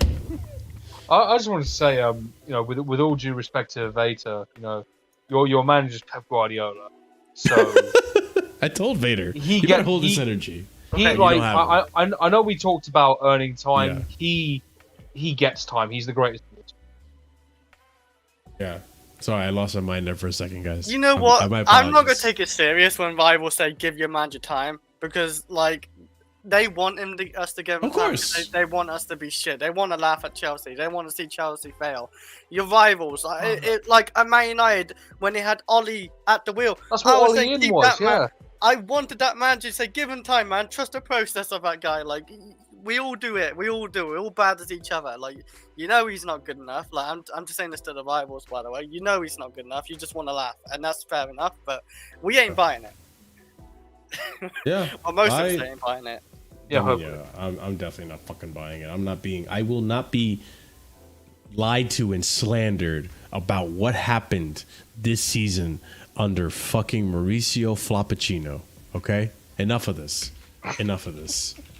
Done with this, guys. Let's not forget. Again, I'll state it out one more time. We have not won 3 games in a row this season in the Premier League. And this is the first time we've kept 2 clean sheets in a row. All season. You said that too much. That's how bad. I think we're gonna lose. I think it's gonna happen now. You said we haven't won 3 games in the Premier League. It's just that is all I'm asking for, Chris. I mean, we don't even have to lose. We can just draw. I mean, we've had injuries, so you can understand why we haven't had 3 wins in a row this season. Like, it's understandable. I can't take it. I can't even take myself serious when I say that. It's you can't because you're waffling. Yeah, I hate it. I don't know why we haven't had 3 wins. You're standing next to Pochettino on the grill making steaks, but you're fucking actually making tofu. You're waffling. Also, I'm tired. Ridiculous. Yeah. Well, listen, we're almost done. I'm so sorry. I mean, you could always go. I mean, you don't have to stay close. You already know how it works here. But we're very close to ending the show. But all right, let's go ahead and go on to the next topic, which is my favorite one, manager roundup, because I get to talk about what managers could potentially come to Chelsea. And unfortunately, my dreams are shattered because all these managers are not coming to Chelsea now. You understand? Let's cry together, ladies and gents. So, first one. This one hurts. Okay. This is probably why I was a little upset. I'm not gonna lie. Earlier in the stream with the whole Poch thing or Tuchel thing. Thomas Tuchel is ready to return to the Premier League this summer, according to Pletty Goal. We continue on. Thomas Tuchel wants the Manchester United job, according to David Ornstein and Sky Sports News. Newsflash: apparently, United want Gareth Southgate more than they want Tuchel. So time will tell. Gareth Southgate is a proper manager. Potential manager, got full of potential. He's exactly. done well for England. Yeah, Chris. Got to the final. He can definitely build you a project. We will be there, man. He got the best out of Harry Maguire. Exactly, man. Like Maguire balls out for Southgate, man. He got the best out of Harry Maguire. He likes players like Mason Mount. You'll be good. Exactly. He'll get the best out of Mason Mount. I mean, not recently, but yeah. Anyways, Florian Plattenberg reporting some news here. News Tuchel. He is tempted to get Manchester United back on track should Erik ten Hag leave the club in the summer, but there are still no concrete discussions. Taking over Manchester United with its tradition, quality, and power is a big goal for Tuchel. However, he also does not rule out a return to Chelsea because he does not see his mission there as finished yet. It's not a, and this is his quote. It's not, when he was asked about it in a press conference, it's not a secret that I loved it at Chelsea FC. I love the Premier League for sure, he says to TNT Sports. Tuchel wants to come back to Chelsea. And I think this is him trying to say, hey, if you decide to put the schnitzel down, we can talk. I'm losing my mind. Listen, for me, you guys know I would take Tuchel back in a heartbeat. I think now more than ever, our club is set up for Tuchel. He only wants to coach. We have a recruitment team for him already, and he loves Chelsea. He genuinely likes Chelsea a lot. He misses Chelsea. I mean, he probably hates that Bayern Munich this season. Like, the fans want him gone, and now they want him to stay because they got nobody. But he said, "Fuck you guys, I'm going." Yeah, I would take Tuchel back. He actually has a real system. He has a structure. He makes people suffer when we play against when we used to play against good old Chelsea. And even so, when he got sacked, by the way, at Chelsea, he wasn't doing bad. He was still 5 points behind top of the league when he got sacked. He's a great manager. People say he's not good in the league. I still don't agree with that. Like, he gets top 4 every season still with this team with Kai Havertz and all these players, right? Did we rate him? Imagine if Tuchel had Cole Palmer up top with even Jackson. I can just imagine something like that. I know Tuchel isn't perfect, by the way. Tuchel isn't perfect. Like today, he made mistakes. He something off Kane or something, right? But he's a lot better than Poch. And there's not many managers out there where we can get. So if Tuchel's available and we can get him, I don't think it's realistic if we get him, but I think we should go for him. Yes. Here's the thing, because you mentioned the man management, right? Yeah. And I understand his man management is not that great.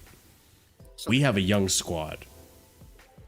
I don't think there's any personalities or egos that are gonna try to stand up to Tuchel in the sense like we had last season or the season he was here and it was starting to capitulate.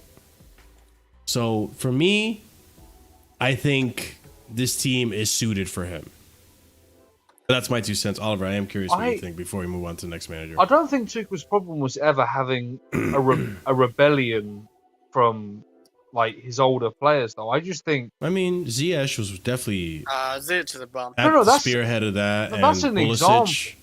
Hang on, that's an example of that. But I don't think it's necessarily a difference between young and old players. I just think it's the way. I just think it's the way he goes about man management in general. And I mean, we all know what happened when he segregated the dressing room at Chelsea. That had nothing to do with young or old players. That was just the whole dressing room. And I just listen. Tuchel is a good manager, but I think this whole idea about him coming back to finish the mission, it's delusional. The mission's changed. What is whether we like it or not, the mission has changed. We're not the same Chelsea that he joined, and we're not the same Chelsea that he left either, because we've got new sporting directors in. The direction is a little bit different. So can I ask you a question, Oliver? Yeah. But wouldn't he okay, we've got a new mission, of course. Yeah, we've got a mission to actually get out of top 8. But wouldn't he still improve us to actually challenge back to get top 4 now? If he came back with his system and structure and the new players we got, it's gonna be surely a big improvement from Poch. Poch isn't no defensively, yes. Defensively, but even attack. By the way, Oliver, attacking. What do we mainly complain about under Tuchel? Was it creating chances or missing chances? No, I'm not saying the attack suffer. No, I don't blame all on Tuchel, because there was. I'm gonna put Timo in the mud here. Timo was missing a lot of chances to Tuchel. He was frustrating the shit out of Tuchel. Yeah. Let's have it right. It's not even just Tuchel, but not even just Werner.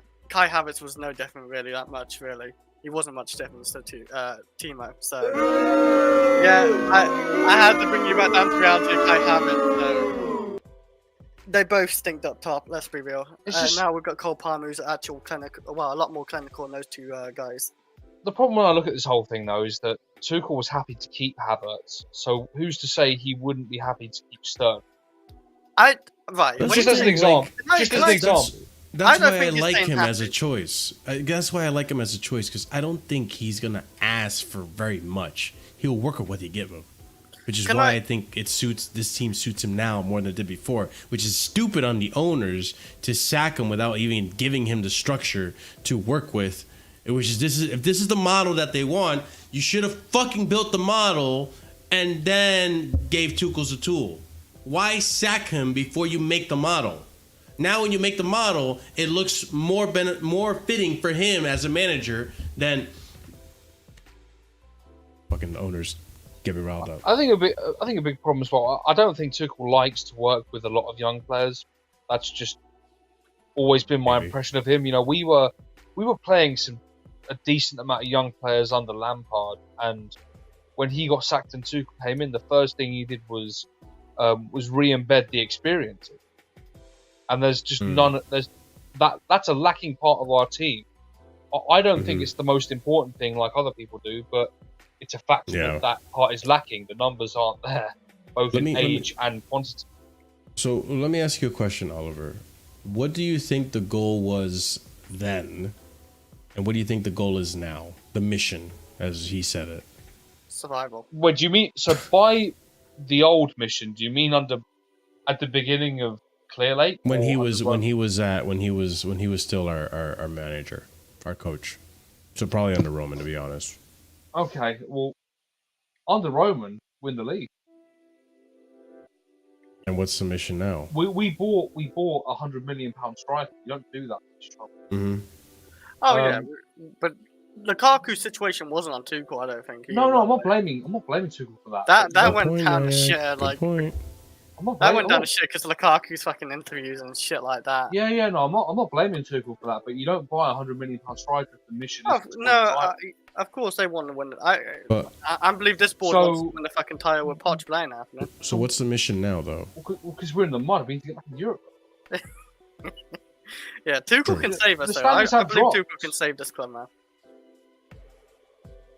What's the mission now, though? I mean, if he's got Manchester United knocking on his door, I can't lie. He might go there. I don't know. If he goes to United, it's gonna be worse than how it ended at Chelsea. Yeah, that would. I know Ahmed jokes, but that would genuinely end his career. Like, yeah, I really don't want him to go to United. But it's United, and I got to say to Chelsea fans as well, the way some of you are reacting to the idea of him going there, as if it's like he has to, he's only destined to come back to Chelsea. Mourinho went to Spurs. Just remember that. Mourinho, our greatest ever manager, went to Spurs. Tuchel's not our greatest ever manager. Conte went to Man United and Spurs. He's up there. Conte went to Spurs. But Conte went to Spurs, etc. So, it's no surprise that Tuchel could maybe want to go to United. But it's United as well. It's United. I don't care how bad they are. That's just an allure of its own. But again, I ask you, what is the mission now? Because you said the mission's changed. Yeah, get Europa League minimum. We can't be looking at league right now. Because to me, if Tuchel comes back, he's going to try to work his way back up to challenging for the league. I think the overall mission for this club isn't just to get back in Europe. It's to eventually build a team that wins the league, and it's a dominant force. I hope that the goal for this club is to become the next Man City. No, that I want that too. Yeah, it's like what Andrew said earlier. The whole we're bored of them winning. We want that to be up. Yeah, we won't be bored of it. But I mean, Tuchel. The thing with Tuchel is the way he'll try and get there is by any means necessary. Sure. If he doesn't like any player, whether look at what he did with Gilmour. The club wanted to keep Gilmour, and we sold him. And I'm not saying Gilmour's a difference maker for a league title, but what if he ended up not liking Enzo, and he basically discards Enzo? Are we? It would be a moving shame. in the right direction in that? Yeah, it would be a shame, but at the end of the day, like, if we get results, am I gonna be really upset in the long run? You know, like, I get it, but I mean, if you do that with a big enough player like an Enzo, you've got to get those results straight away. There is no buffer. yeah, no, I get what you're saying. And then you put yourself into a corner. Yeah, I understand. But okay, let's actually go on to the next manager that's also in contention, but not really. Chris. Antonio Conte has offered himself to the Blues by using an intermediary who has an excellent relationship with Chelsea, according to Calcio Mercato. The last time Chelsea won a Premier League trophy. Would you take Antonio Conte back? Yes. This man sold his body, bro. Sold his body coming back to Who did he Chelsea. sell his body To us, apparently. He's trying to offer himself to us. Despite some reports, Antonio where's Conte that? has not offered himself to Chelsea, according to Fabrizio Romano. Did we dodge a bullet? No, he could have saved his club. Or ruined it? I mean, one of the two. Like, it's going. It's either 50-50 with this guy. Did we dodge it? Did we dodge a bullet? Was there a bullet coming our way in the first? Yeah. I don't buy this. Did we dodge a bullet or did he bring the gun? Yeah, man. Like, I mean, I didn't buy this anyway because I'd heard that he's looking at going to Napoli. Good luck to him.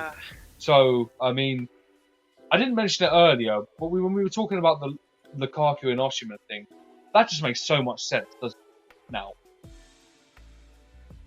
Hey, he's a real winner. Conte. Oh, I see what you're Conte at saying. Napoli gets his guy back. Oh. I'm not saying they're linked, but that would definitely make a lot of sense. Yeah. That I never thought about it that way. Wow, that's why you get paid the big bucks, Oliver. Obviously, got a golden star then. Yeah. But okay, so no to Conte. Keep Conte and then, away. I mean, Yeah. I don't say no. Like, bring back my serial Chris, winner, man. you FA just Cup want Premier League winner. chaos. No, you guys You say, just want we need to win chaos. Premier League. Oh, well, guess who's the last manager to win Premier League with Chelsea? That man. Can I just say, by the way, he will play a Gallagher and Caicedo. Hey, if we need to suffer to win trophies, I'm there.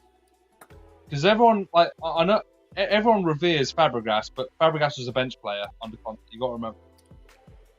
Fabregas is getting old. Enzo will. It's all about Kante and Matic and all that. Fabregas has been moved aside. According to Christian Falk, Hansi Flick and Chelsea. Mauricio Pochettino can now be replaced by a former Bayern boss. I'll Really? be happy with that. That's what your reaction to Hansi Flick is, Chris? Really? You want Antonio Conte, but not Hansi Flick? I'll take it. He's better than Poch. Huh? Okay. I'll take anything at this point. Okay. Okay. I would take any. The fact that you're not as enthusiastic about Hansi Flick than Conte just tells me everything. I need to end the stream. That's what it tells me. All right. Anyways, David Ornstein then comes out and ruins and shattered the dagger. This is the David Ornstein dagger. This is the David Ornstein dagger. Fuck you, Chris. This is the David Ornstein dagger. If a manager's position becomes available at Chelsea, I'm assured it will not be any of the following: Ruben Amorim, Hansi Flick, Jose Mourinho, Antonio Conte. Wait, did you your audio break, eh? No. I know. I would take Jose Mourinho. That's to you, Chris. I would sell Oliver for Jose Mourinho. If I speak, I am in big trouble. Hey, you're great soundtrack, man. Yeah, I'll take back Jose, but I guess he's off the board. That's sad. I mean, we're at the end of the season. You are an enemy of progress, Chris. That's the truth. Hey, I'm an enemy of sleep right now. We're at the end of the season, man. The whole interim idea with Mourinho's gone, and that's the only way I was taking it back. So that is true. That is true. Okay. I had my dream. Fine. You're dreaming now. You're dreaming now, dude. Just give me an hour. I've been dreaming about Jose winning trophies. For Chelsea. You thought you were bro, you thought you were an audio loop on Mourinho's name. Yeah. Yeah. All right. Last topic. Jose Mourinho. Last topic. And then that's it, boys and girls. That's a show. I didn't expect it to go this far, but Champions League talk took over most of the beginning. It did. Sadly. Okay. Yeah, sadly for Tuchel. All right. Last topic. More bad news. Amorim is staying at Porto. You see, Chris, look what you did. Where what? Oh, shut up, Chris. Amorim is staying at Porto. He's a sporting manager. Yeah. Look who's tired This is now. what I get. This is what I get for making the show at fucking 3 a.m.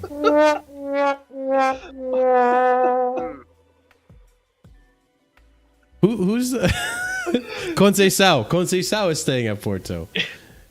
Amorim is staying at Sporting. I'm not wrong. Not anymore. Not anymore. Okay, we continue on. Anyways, Chelsea are absolutely adamant that the club did not pay for a flight for Ruben Amorim to visit London last week and did not hold any meetings or talks with him. There was speculation and tinfoil hat conspiracy that apparently Chelsea had paid for Ruben's flight to West Ham and then had a secret meeting with Chelsea. And it's been rigorously denied by the club. We continue. Chelsea will take their time to decide on Mauricio Pochettino. Forget about anything being agreed with other coaches in this moment. The priority for Ruben Amorim is to wait for an opportunity, and that's according to Fabrizio Romano. And then we have here from Ben Jacobs. Ruben Amorim is also not an active target as it stands for Chelsea. And then, oh, I don't have the dagger. Okay. Ruben Amorim announces he will stay at Sporting next season.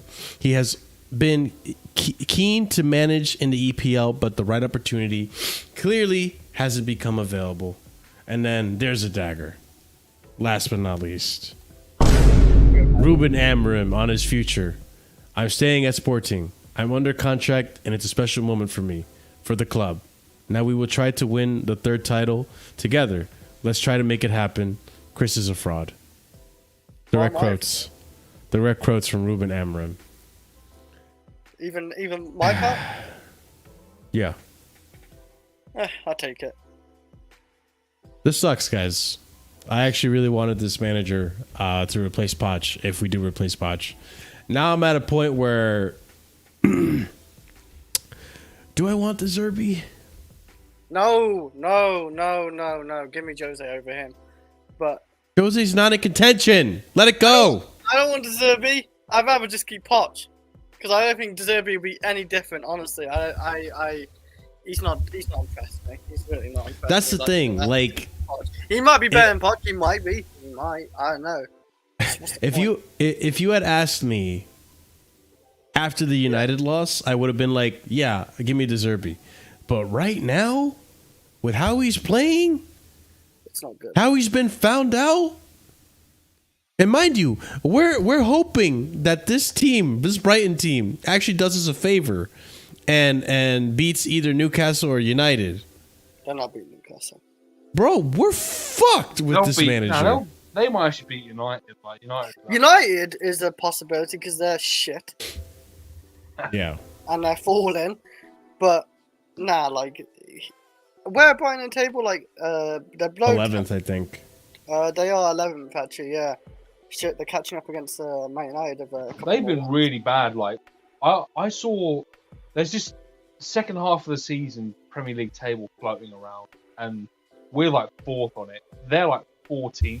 Are they in relegation form? No, they're like 14th or 15th. It's still quite bad. Okay. Yeah, it's not good, dude. I'm not convinced. They should be top 10. That team, and they're not even top 10 or 11th. They should be ahead of Bournemouth. Yeah. It's really not good. It's not looking good for him. But Ruben Amorim is off the table now. It sucks. Unless we... Here's 10 quid, bud. We sell soul. Yeah.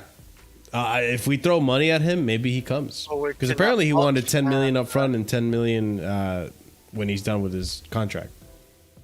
Oh. That's what I heard. I don't know how factual that I is. sadly think we're gonna wait out for next season now, and because there's no serious managers out there we could actually look at. We can get De Zerbi, but who knows where he's gonna take Chelsea? It could be the same thing or worse at this point because maybe Poch has got an actual tune out of these players. I don't think so, but yeah. So no point changing De Zerbi for Poch. I really wouldn't do that, but I think Chelsea just fucked. Well, I mean, Oliver, do you have any thoughts?